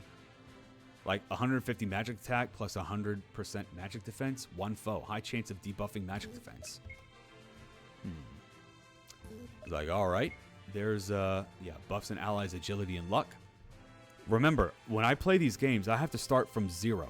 It's like, I played a couple of craze games in the past, but I don't want that to give me any kind of bias as to how these games typically work. So I have to start from 0 and be like, okay, if I were completely new to craze games, how well would this stuff be conveyed? It's like, Earth spell. Okay, well, I have an earth, I have an air, I have a flame, and then I have a ice. And I have another flame. Okay. Which means that there's going to be some characters that are basically doing what I don't like in games, which is different flavors of attacks when it comes to mages. Now, granted, the fact that they are spread out among different party members is a good thing. I appreciate that. But on the other hand, I can only bring in 3 to a battle, which means I have 0 idea which elements are going to be the most effective until I actually go in and fight. And now I just have to double check and make sure that they are... something missed? Come, enjoy some desserts. Yeah. Now I have to just make sure that there is... what's the word I'm looking for? Always fire, water, lightning. Hey, there's earth too. And buyer to die out there. Holy shit, look how expensive all this stuff is. So, another thing. Numbers are very different for RPG. The thing about RPGs is that damage calculation often goes under the hood. And because of that, I have absolutely no idea if a plus 16 in attack is significant or not. For 400,000 gold, when I have 0, a part of me would assume that, hey, yeah, this is super important. But at the same time, maybe this could be a joke entry. These are joke items. Yeah, I mean, look at that. 95% attack. Okay, yeah, that makes me feel... That feels worth it. But I have no idea how much these numbers... How much individual digits in a number mean. Is +4 significantly worse than +5? I don't know. I have no idea how damage calculation works under the hood. Remember, we have an hour time limit. And on top of that, a judge's time limit doesn't stop when you're in the menu. Which means there's no way I, as a judge, will be able to run this hour down to the end. Because our time keeps going, even when the game stops. Even when the in-game timer stops. So I think the first mistake for this game, it's kind of rough because you would think that the guideline for the contest was that judges only played up to 1 hour. So if you set your time limit to be an hour, I would assume that would be because you wanted judges to be able to finish it. But because our time continues to run even when we're in the menus, if you balanced your game to be beatable barely within the hour, that doesn't mean anything to a judge.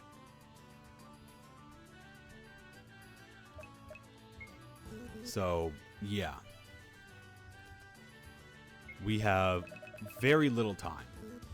And remember, because this is a craze game, and you can see these are the different stat spreads. This is the kind of stat spread that we're looking at.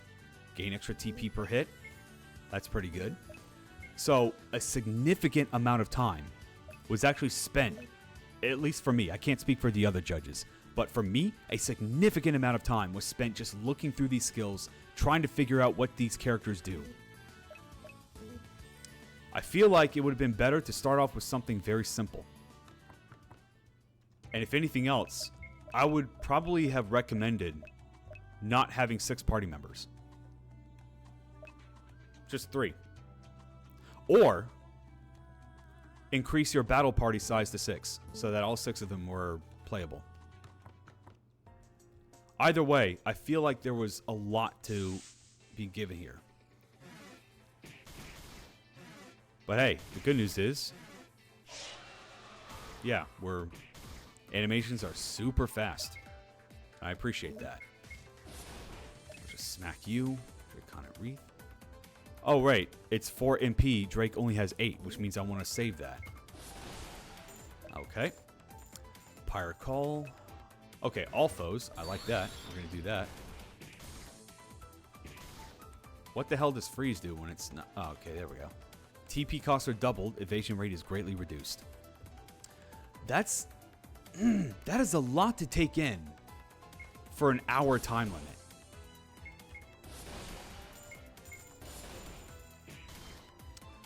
But you know what? You don't need to. Because most of the time, you can just hold space to win. And I appreciate that. Because it takes out a lot of thought.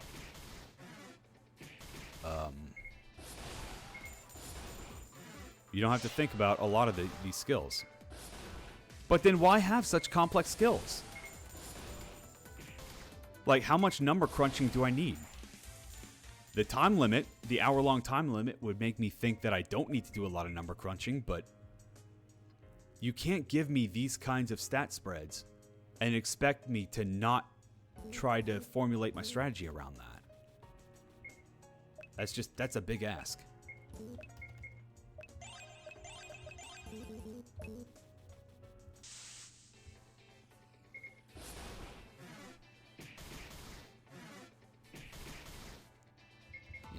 Smack them, and then just hit everyone, I guess.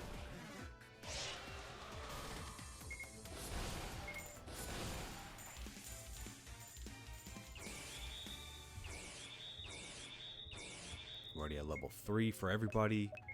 Luckily, yep, everyone gets the exact same amount of experience. So I definitely appreciate that.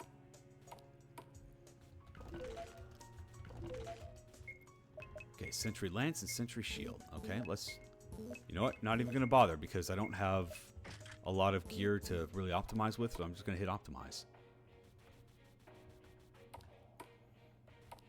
Whoops.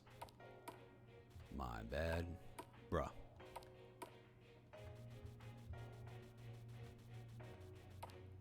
It's hard to balance the complexity of the vision versus the way things would play out in terms of judging. Yeah, and that is one of the reasons why, despite me being a judge, I was telling people, hey, don't worry too much about a judge's opinion, because ultimately, if you want to get your game out there, you want to get your name out there, you want to seek fulfillment in creating something that you're proud of. If you're proud of it, then there comes a point where the judge's opinion shouldn't really matter.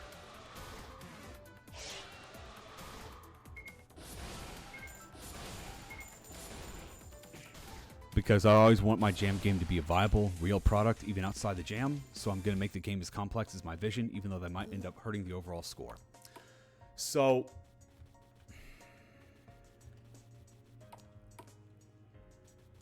even if it hurts the overall score. So as a judge, right, I am conflicted about that stance. Because one, I always want you to make the game that you're the most proud of, right? But at the same time, you knew going in what the guidelines were. So if you knowingly make something that goes against those guidelines, I have no sympathy for you. Not you specifically, Aaron, but you know what I mean. Yeah, you have to discern what part of the judge's opinion is valuable outside of the game jam versus inside of it. Yeah, but I mean, as a judge, like we have to weigh in like jams that do try to take that into account. Sorry, games that do try to take that into account. And frankly, that's just going to score more points with us when you do take that into account. So if you want to work that angle, then a smaller version, a smaller proof of concept would not go unappreciated. I know I picked something. Yeah, there we go. So you can make the game that you want to make, just a smaller version of it, and then expand on it later. We did that in the 2014 Indie Game Maker contest when we made the game that we wanted. But because of time and time constraints, and we wanted to make sure that judges were able to finish it at the time, we made the game much shorter and easier than we expected, than we initially intended. And then after the contest, we were like, okay, now we can add in the stuff that we wanted to. Like we made it as hard as we wanted to. We added in a dungeon that we had cut, because, yeah, we cut a whole dungeon from the contest version. Holy shit, 5,000 gold? Nope. Yeah, we cut a whole dungeon from the contest version of Remnants of Isolation, which we then added back in before the judging period was over. There we go. That's the route I ended up going with my last one. The whole game was too big for an hour, so I capped it at approximately 45 minutes. That's smart. That's very smart. Because then capping it at 45 minutes takes into account player error. And when they try to stop for a second and try and try and digest what's going on. There was something else I wanted to say. Yeah, okay. Enemies tend to get stronger whenever you cross over a bridge. Be careful, okay? Okay, I interpreted that as... So there were a couple ways I can interpret that, and I think I came up with the wrong interpretation when I said that, when I read that, because I thought it meant that every time you crossed a bridge, enemies got stronger. I don't think that's actually the case. I think enemies only get... these bridges symbolize different areas, and enemies get stronger when you go into a new area. Because otherwise, I can cross the bridge, the same bridge 15 different times, and then fight level 80 enemies. Which I don't think is was going on here.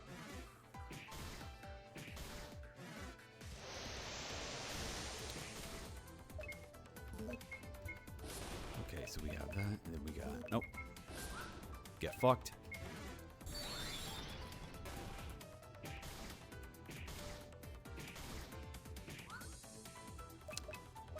Now, the good news is, actually, I forgot about this. Yeah, you can swap out characters. But it also does the thing that, and if I'm wrong about this, then I will sincerely apologize. But I think this is one of those games where if you get a party wipe, then the backline doesn't, all healthy party members in the backline do not step in to help. But instead you just get a game over, which I've always hated in games. And I'm fairly certain that's what was going on here. And if I'm wrong about that, well, I will eat my mic.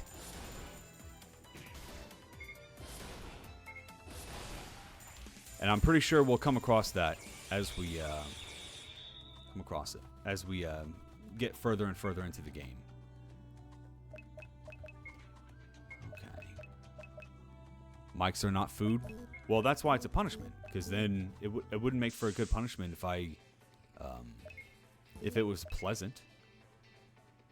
Air spell, 150 magic attack, 150 magic defense, high chance of debuffing magic defense. That's death. I appreciate that.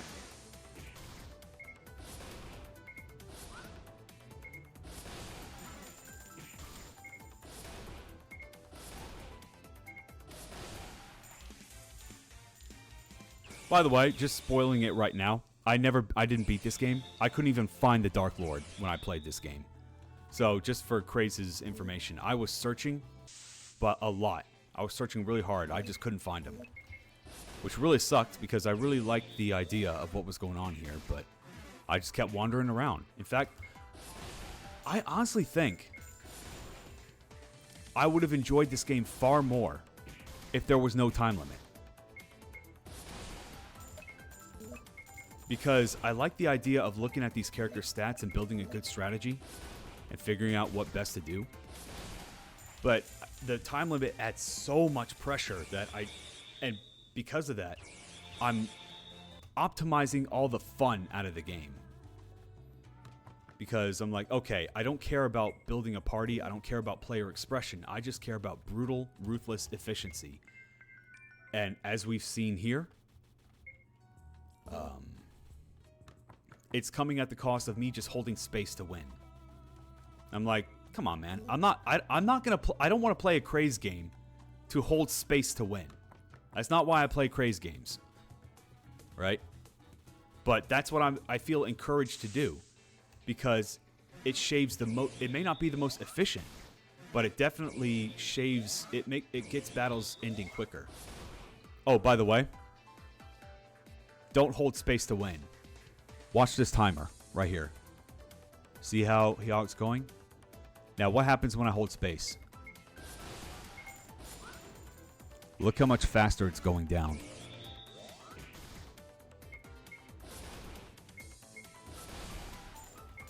So you can't even like mindlessly shut down, like mindlessly hold space and just speed your way through these battles. Nope, because you have to wait for the enemies to attack and then let go of space. Hey, Ryan, welcome in. Timer, is this craziest game? How did you know? Time limit is false difficulty. That's a blanket statement, and I don't agree with the blanket statements. Time limits add pressure to an otherwise relaxing situation. And the whole premise of this game is that the whole world's going to end in an hour, and that we have to grind all the way to level 99 to beat him, to beat the final boss. So I like that. I like that as a concept. But as a judge, there's one key problem here. Sorry, Craze, if you're watching this, I'm going to be repeating myself for all the new people that come in. The time limit does not go down when you're in the menu. I'm assuming that's how RPG Maker works by default. But the problem is, judges operate on their own timer, not by the game's timer. So if you wanted... Holy shit, look how quickly that time... I'm not holding space. Wait a minute. Oh no, the timer's going down faster even when I'm not holding down space. So actually it doesn't make a difference.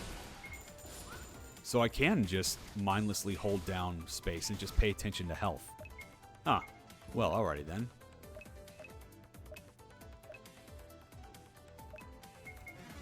Okay. Oh no, the game does not use disable fast forward plugin.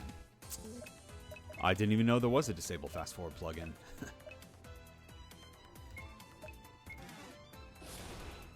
Well, that sucks.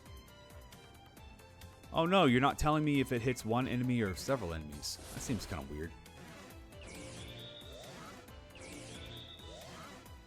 So anyway, about the time limit being false difficulty, I'm not sure I agree with that. Oh man, one hit towards a random enemy? Okay. But it does add tension, and I think that's important for something like this. For a game like this. I just think the problem was that you set the time limit to be an hour. And because we are using our own judges are using our own time limit, we don't have to go off of the game.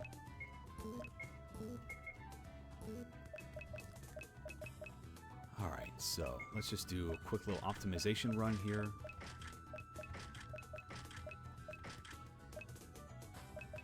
Okay.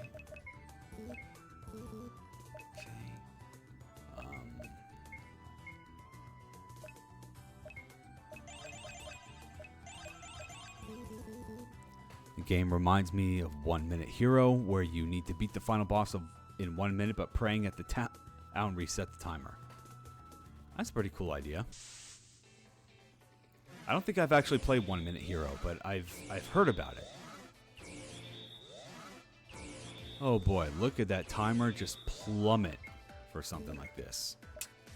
Oh man. That sucks.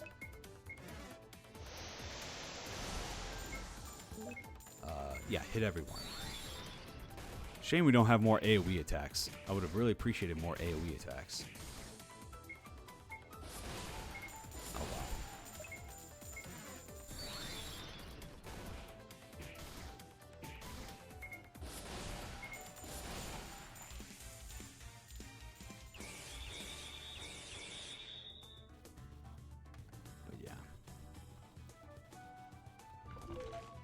Magic Swig, whatever that is.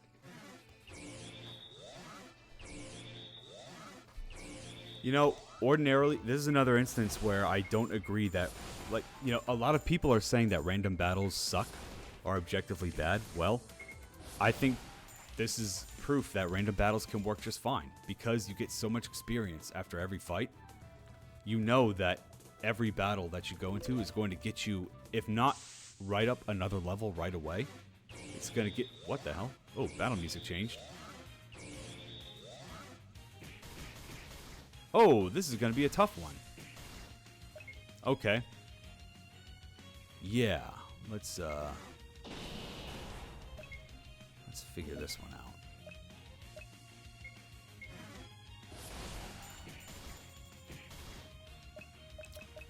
Okay, tactics. Very low chance to addle, moderate chance of fell fire. Let's do that one. No fell fire for me, huh? All right. Well, Drake's dead. That's cool. So we have. Oh. Get ratted. Fuck. Well, I guess we're about to find out if we're doing. Never mind. We're not gonna find out. All right. Well then. Let me just make a save right here. And then, yep, 2 of them are dead. I just want to experiment. I just want to see if this works.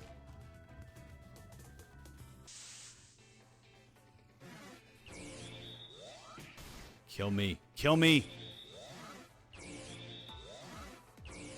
Kill me.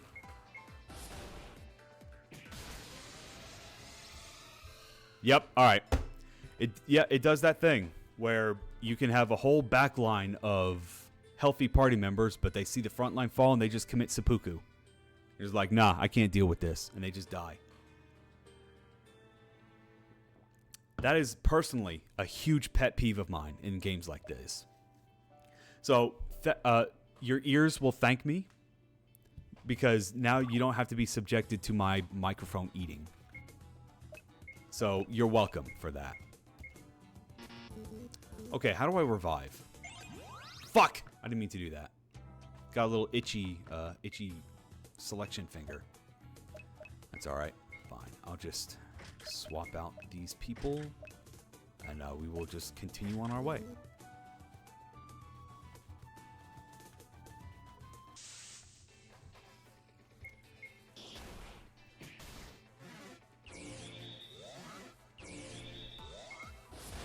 By the way, I'm pretty sure I got party wiped more than once, and that just adds more time to your. That just adds more time to the judges counter, because maybe this game's timer reset, but my timer certainly didn't. Oh god, I didn't even think about how miserable listening to you eat the mic would have been. Oof. And you know what? Jasmine's gonna stay in the front line, because her auto attack is just going to make things so much easier. It'll make battles go by much, much quicker. The fast forward in the game timer balances this out. Not really, because if you don't die, then that's just a bunch of lost time, regardless of whether or not you have to make anything up.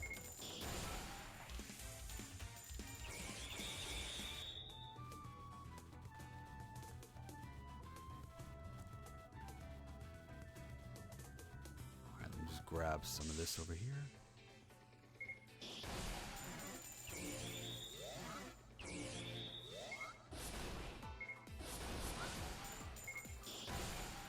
Oh, it was Raw that attacked twice. My bad.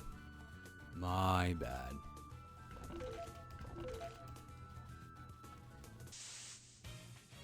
Up, boss time. Again. High chance of debuffing defense. Alright, I'm liking that. Ooh, that was a weakness. Wow, and you're about to die. Okay, good stuff. Die. Thank you. Man, I wish I had more AoE attacks. Ah, there we go. Just as I was wondering. Oh man, but it was Raw that had the double attack. Missing. I love missing in a game like this. I don't want to grow up. I'm a Toys R Us kid. Are you okay, Maelstrom? Where did that come from? But unfortunately, as this game will remind you constantly at the very top of the screen, time marches on. It waits for nobody. You're going to have to grow up eventually. Or maybe don't. Just grow old. I don't know who said that. I don't know who I'm about to quote here, but he said something like, growing old is mandatory, growing up is optional. So you know what? You don't have to. Oh, wait, you said you're a Toys R Us kid. I hate to tell you, but I'm pretty sure Toys R Us completely closed down. Which means, yeah. Bruh. Sure do love missing in a game like this.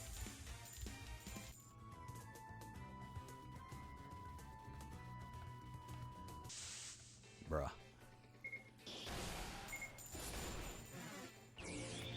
So, we're gaining a whole bunch of skills. And here's the problem. Again, the thing that the timer really pressures you into. All these skills that I'm learning, doesn't matter. Because if they can't get me to end battles faster than just holding down space, I'm not even going to bother learning them. And for a game like this, for all these like complex skills with these different stat distributions, it was like, yeah, I want to learn them, but I feel like my time's gonna be wasted if I learn them because I can just hold space and win every fight. I get that's the nature of the grindy, like this grindy kind of game, but I really don't like it when the game has conflicting mechanics.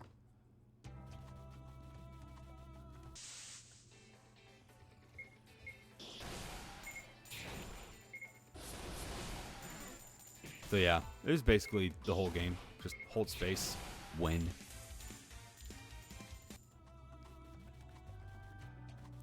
Again, that's another reason why I feel like this game honestly would have been better without the time limit.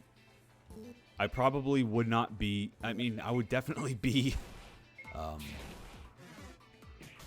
not able to finish it like I did before, but, you know, I couldn't finish it even with this timer, so it honestly doesn't matter. At least without the timer, I can take my time, sit back, and formulate a strategy. And just kind of, and like, enjoy that process. But here, it's just, eh. Whoops, wait. I thought this was the second floor, and I didn't want to explore that yet. Oh, wait, it was. Well, okay. Now, one thing I can definitely say, this music is great.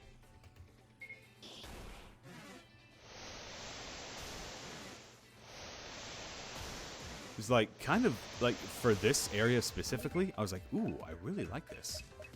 Kind of makes me wonder... boost party's agility. Alright, let's go with that. See if that makes any real difference. Oh, okay. Well, don't use magic on these guys. Okay, fair enough.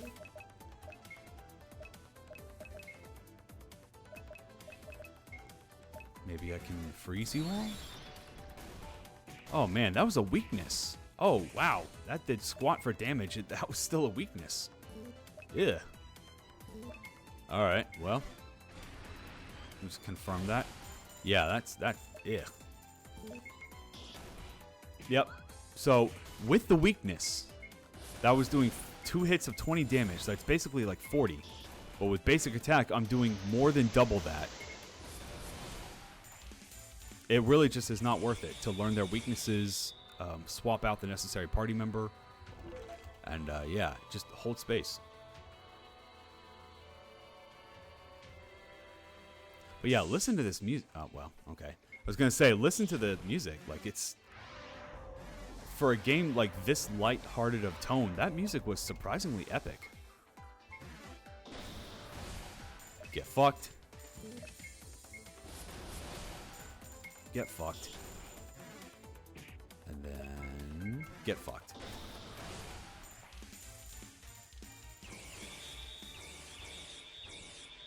Yeah, like, I just learned a whole bunch of skills. I'm not even going to bother figuring them out.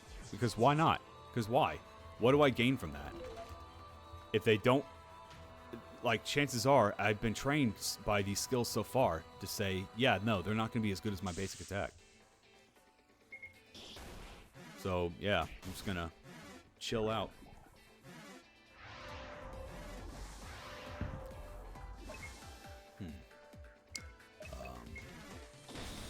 One shot.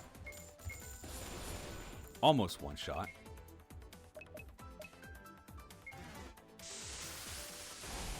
Yeah. I don't know what debuffing luck is going to do. Because again, I don't want to make assumptions about how RPG Maker handles these things. I'd rather the game show me what they do. Besides, I'm pretty sure luck barely does anything in RPG Maker in V. Yeah, this was in V, right? Yeah. Okay.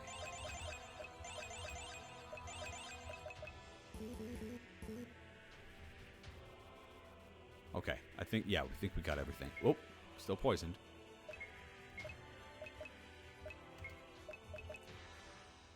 Oh, heals and revives the party. Oh, that's pretty good. I guess we don't have any... There we go. Good stuff.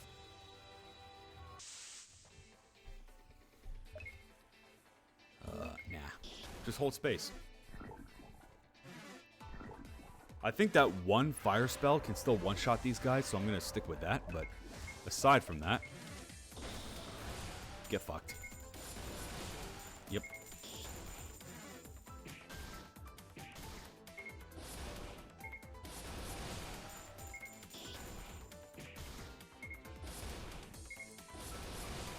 There you go.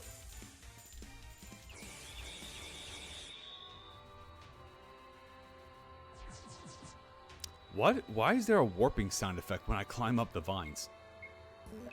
A bit odd.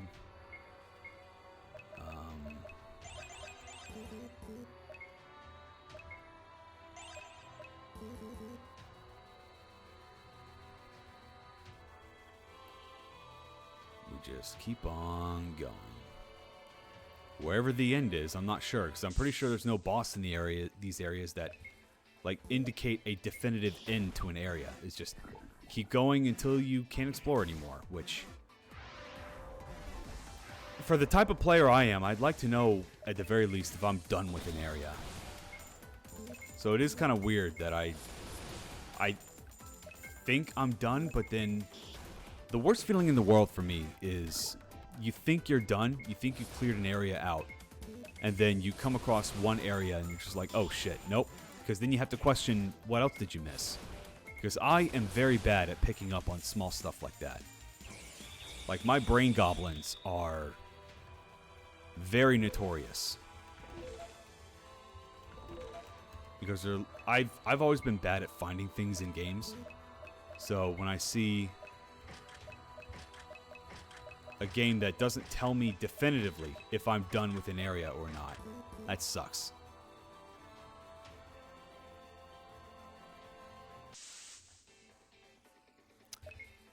Let's see. Static. Nope. Ah, didn't kill the mandrake.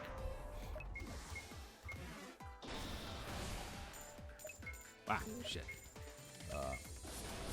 Yeah, good.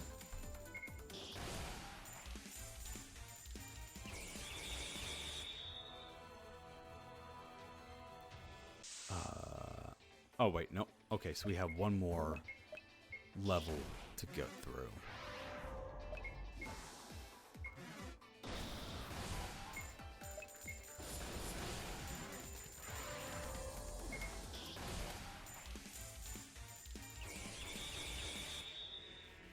It is, like, I would criticize the fact that the level up quotes are duplicate among a lot of characters, but Then I realized that actually that doesn't really matter because you're not really playing this game to be reading victory quotes.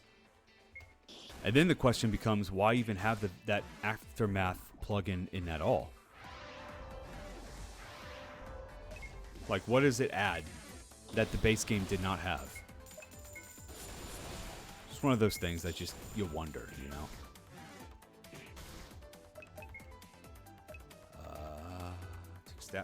Take a stat buff from the target and give it to Katie.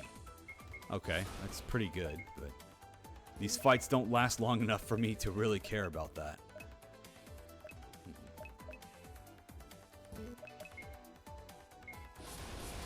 Get fucked. Oh, that's a dead Katie. Alright.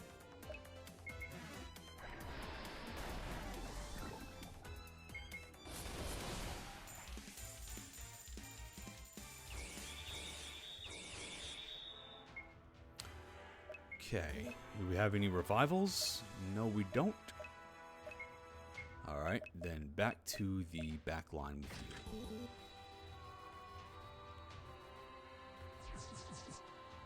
Oh, hello? 64 gold. That is a highly specific amount. It just kind of makes you wonder, like, why? Why that number specifically? Nope, that wasn't it.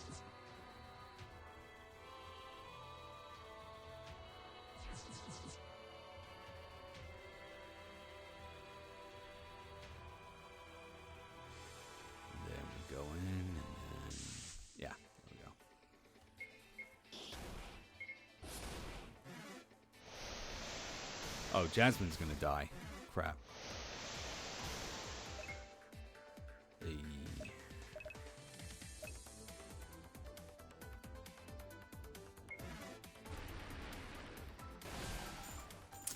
That was not worth it. Ooh, that may have been worth it. Yeah. That's what I like to see.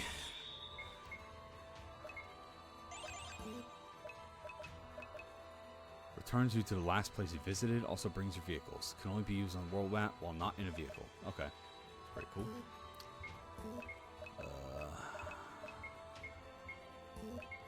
Oh, right. I do have a revival. Okay, cool.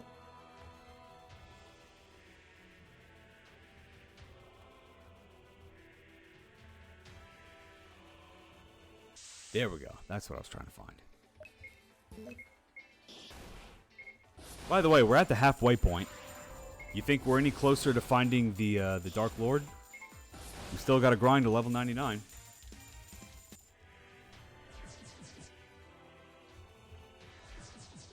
Hope so. Well, I don't see any trace. All I've been doing is coming across 2 dungeons. I've been focusing on the grinding part. Because otherwise, you're not doing a very good job. Well, you see, the thing is, I've spent most of my time in these dungeons, grinding. Not necessarily trying to find the Dark Lord, which is, well, technically my end job, but if only the game was a bit more linear.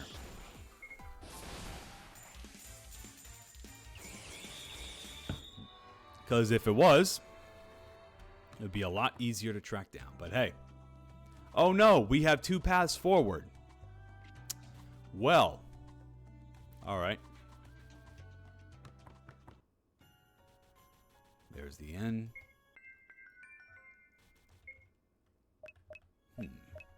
Anyone else feeling pressure yet? Yeah, I got 20 minutes, and I haven't even started looking at these shops yet.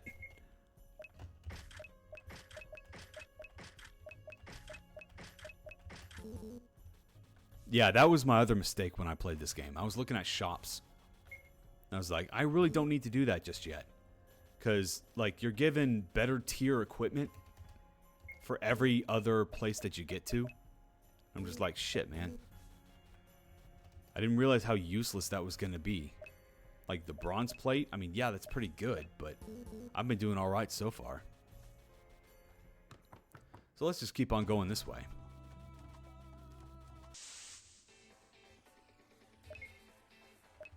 Look at all of these skills.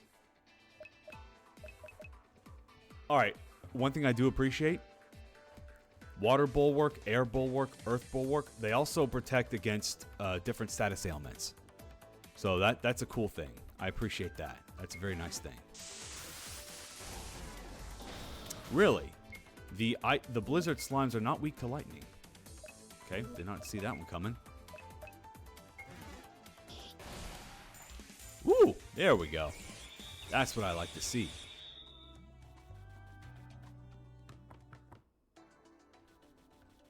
Okay, I think it was around here.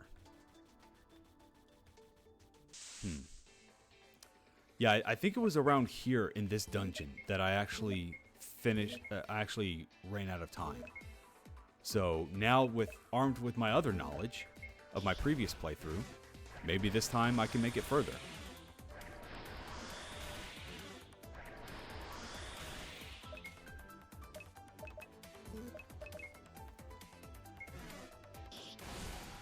All of you get fucked.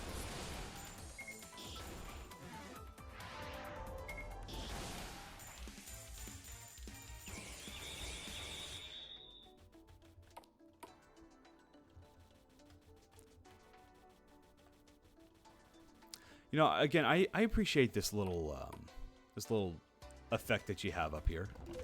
It wasn't much, like it doesn't really add anything to the game, but it's one of those things that I appreciate.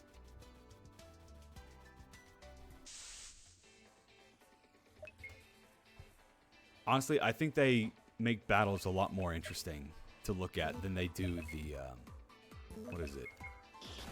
than the field.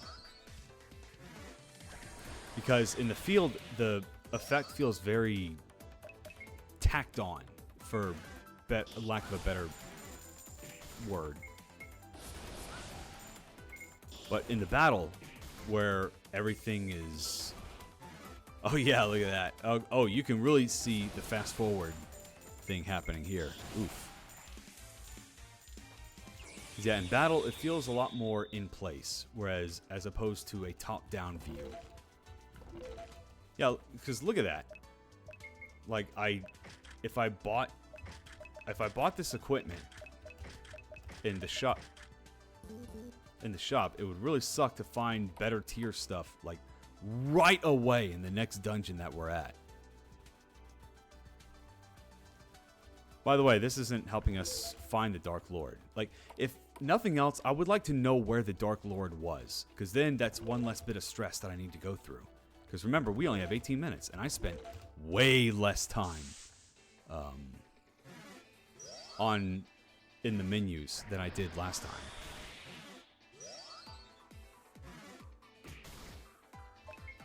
Okay,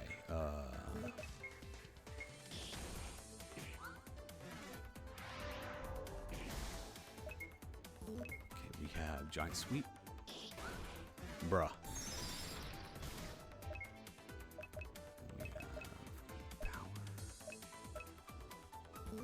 I don't think you're good for attacking. Actually, you know what? You might be good for this. A couple enemies are low enough health. Nope. Alright. Well, that didn't work as well as I wanted it. Bruh.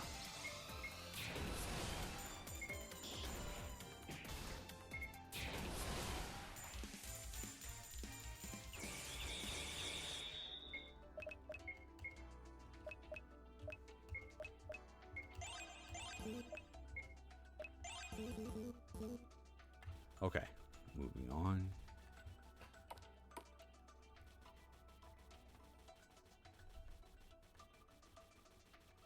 I think that's it.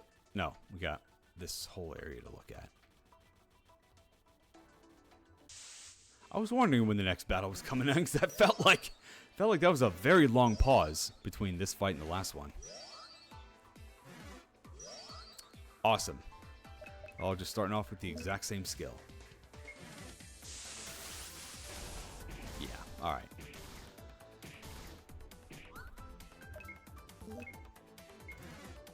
That's alright. You don't need to worry. Wow. You don't need to worry too much about your vault barrier when I could just giant sweep my way through this.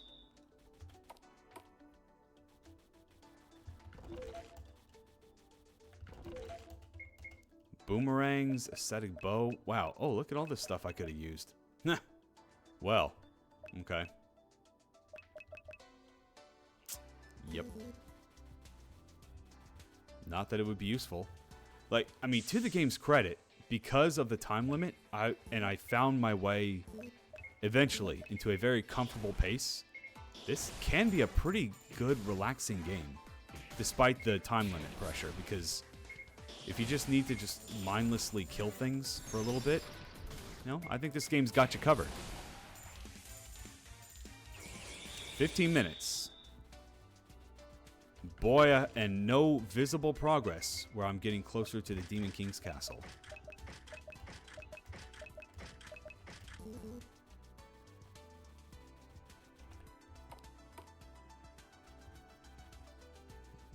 Okay. I think we've done everything we can here, so we can just move on.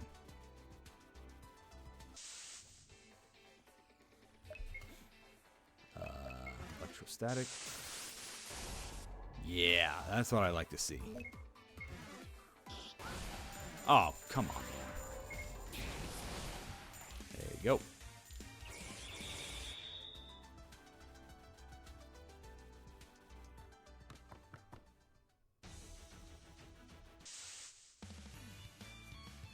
Oh, okay, there's a boss.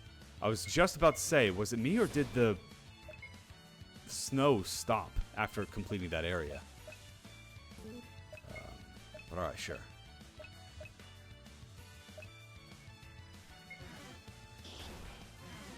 What? Yeah, if I remember correctly, these are very low encounter chances, but they give you a really powerful piece of gear if you can defeat them. Which, yeah, looking like I can defeat it. Die.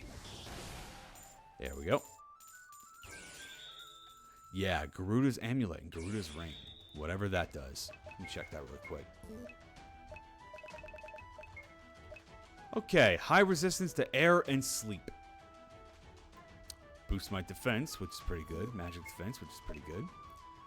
Ring, unique. Plus 10% 10% air damage dealt. Attacks can inflict sleep. That is pretty neat.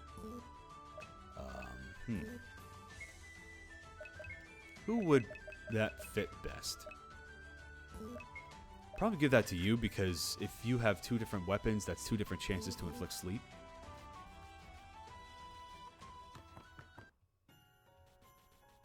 Yeah, and the snow's starting again.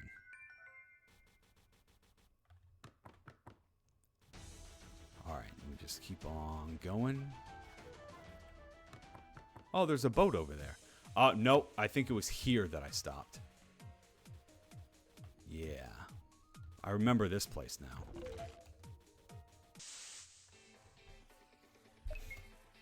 Nope, that's not true. I actually remember clearing this dungeon, and then I got on the boat, and then I got to one spot, and that's when I ran out of time. Yeah, I remember that now. Because there's a lot going on in this game. It's like, you want me to pressure, like, you're pressuring me to complete this game in an hour. You don't tell me where the Demon King's castle is. Or if you did, I missed it because, you know what, I was too busy trying to focus and trying to grind. Also, I'm not even halfway there yet, by the way. I'm supposed to grind to level 99. I have 12 minutes left. I'm not even halfway to level 99. Something seems wrong here. Again, it's one of those things where it's just like, man, this... I really wish this time limit wasn't here.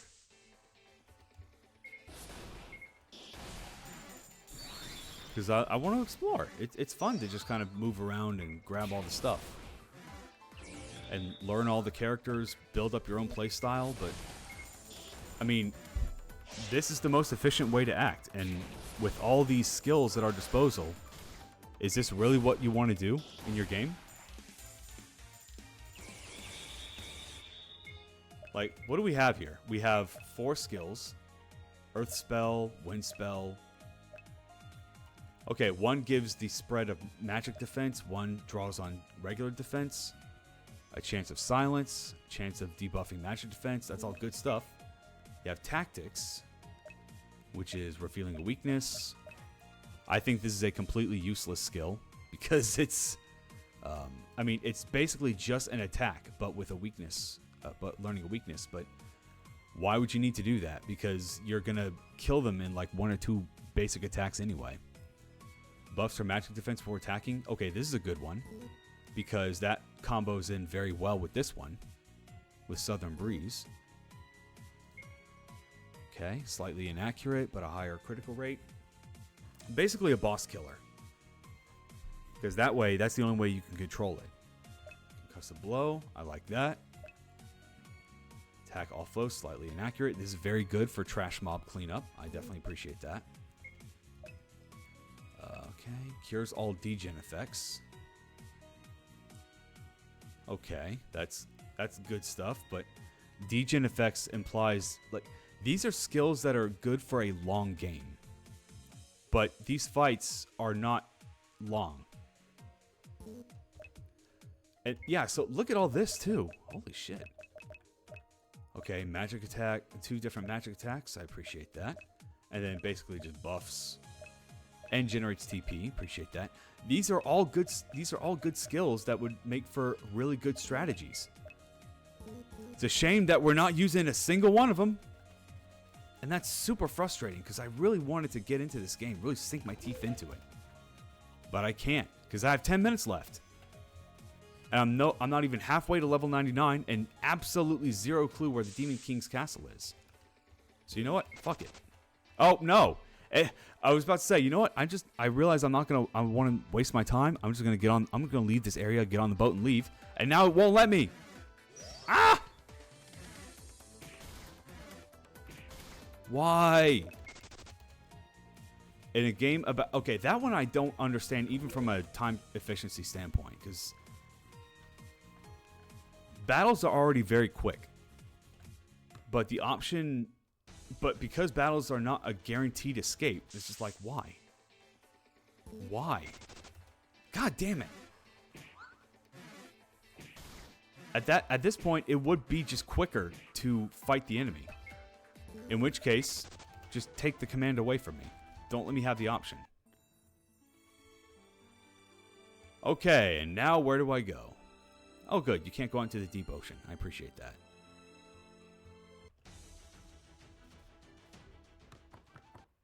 Up, here's another dungeon.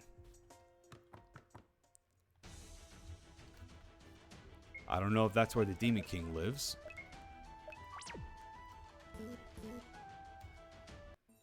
But, you know, I bet you the Demon King might live somewhere in this poison swamp area.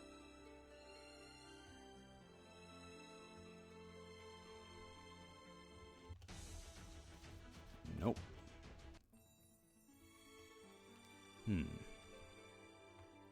Oh, cool. I can go under the bridge. Didn't know that. Oh, that looks weird. Oh, that looks super weird. Let's get out. And again, I escaped. I couldn't escape. Bruh. Alright. Is this the Demon King's castle? No. Alright, cool. So, 8 minutes left. I have no idea where the Demon King's castle is. I'm not even level 99. If I were a player of this game, I would just stop right here. Wouldn't even try to run the clock. Because if I know that my goal is to get to level 99, fuck it, I'm just going to fight.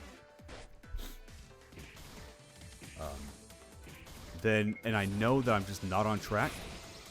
There's like, shit, why even bother? You know?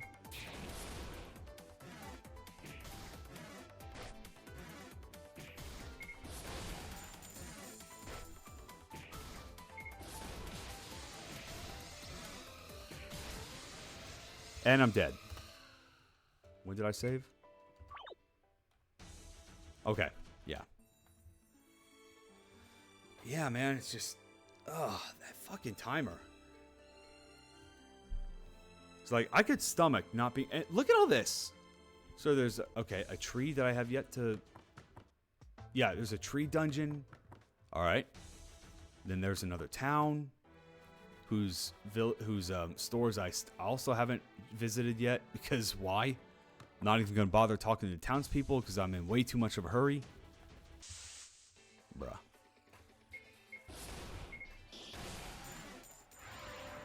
But yeah, the game definitely gets, in my opinion, way too open at the very end. So I hope Craze, if no change is made, no other change is made to this game, I would sincerely ask to please just remove the timer. If I were judging this game, I know I would have been way softer on it, because I know that there's just a lot here. Oh, hey, cool, it's another boss. A lot here that, and some games unashamedly blow past that hour limit. And that's fine. The game can do whatever it wants to do. But I don't understand why Craze would put in... Fuck. Good stuff. All right, we're done. I'm done with this game. So I don't understand why you would put in the hour time limit. Because if it was to aim for the judges to complete it, well, the design of the game did not adhere to that. Because it's so open with several dungeons and so much to explore, so much to find, that I still haven't found the Demon King's castle. I don't even know where I was supposed to go. I had 9 minutes left. I wasn't even halfway to level 99.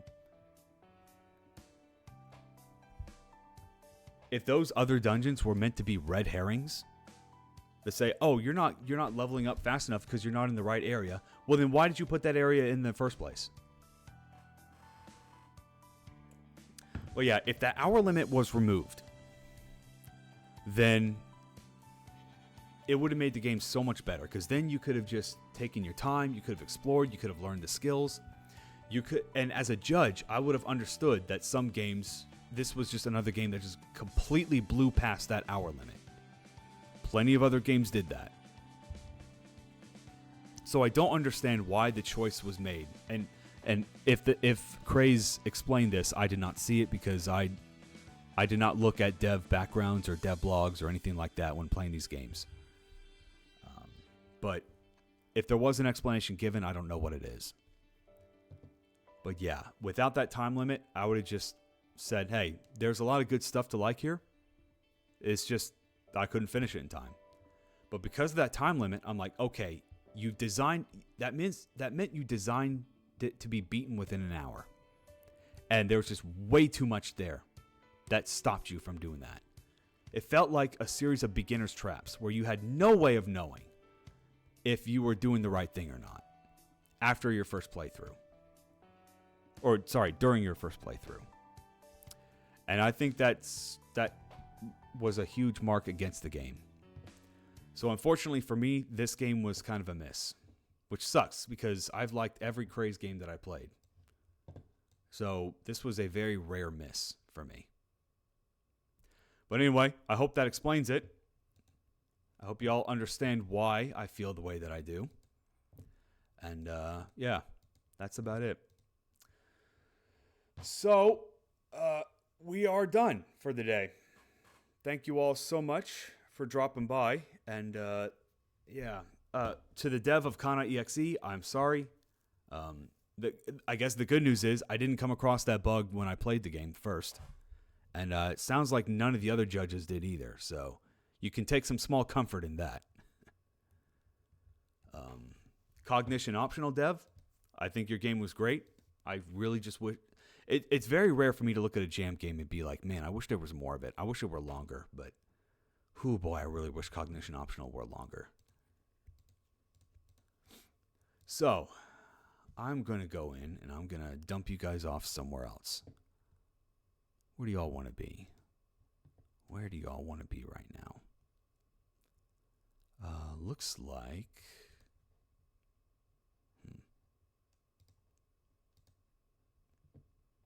Crow's on. Hog Zombie is on.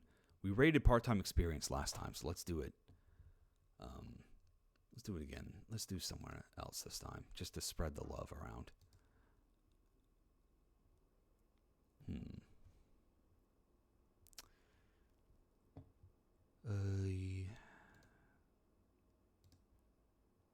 Yeah, let's do Hawk. Let's go hang out with Hawk for a little bit.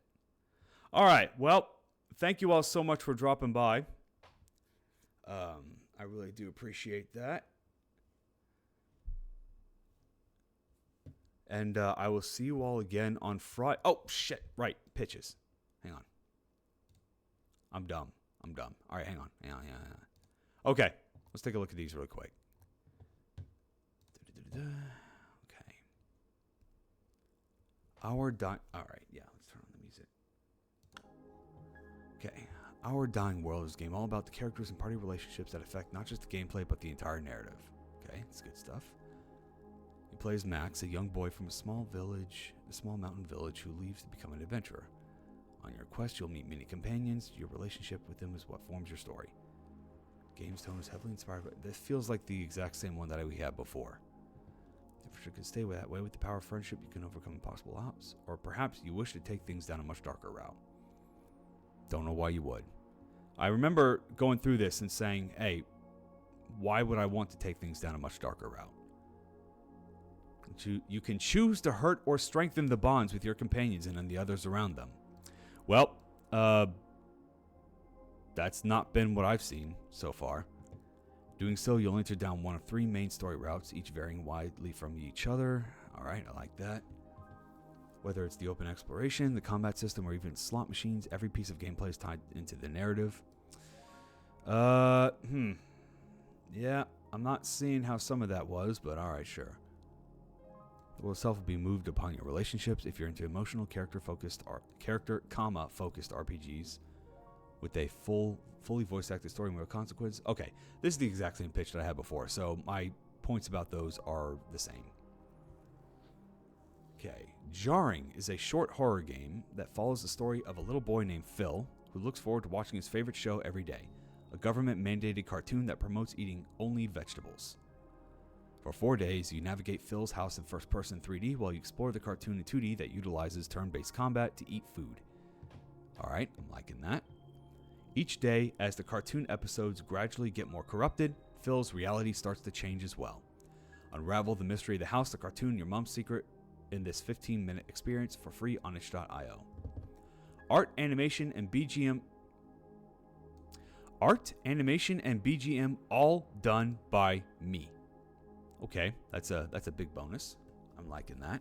Okay, this one is much better, I think. It's shorter and much more to the point. I learned more about why I should play this.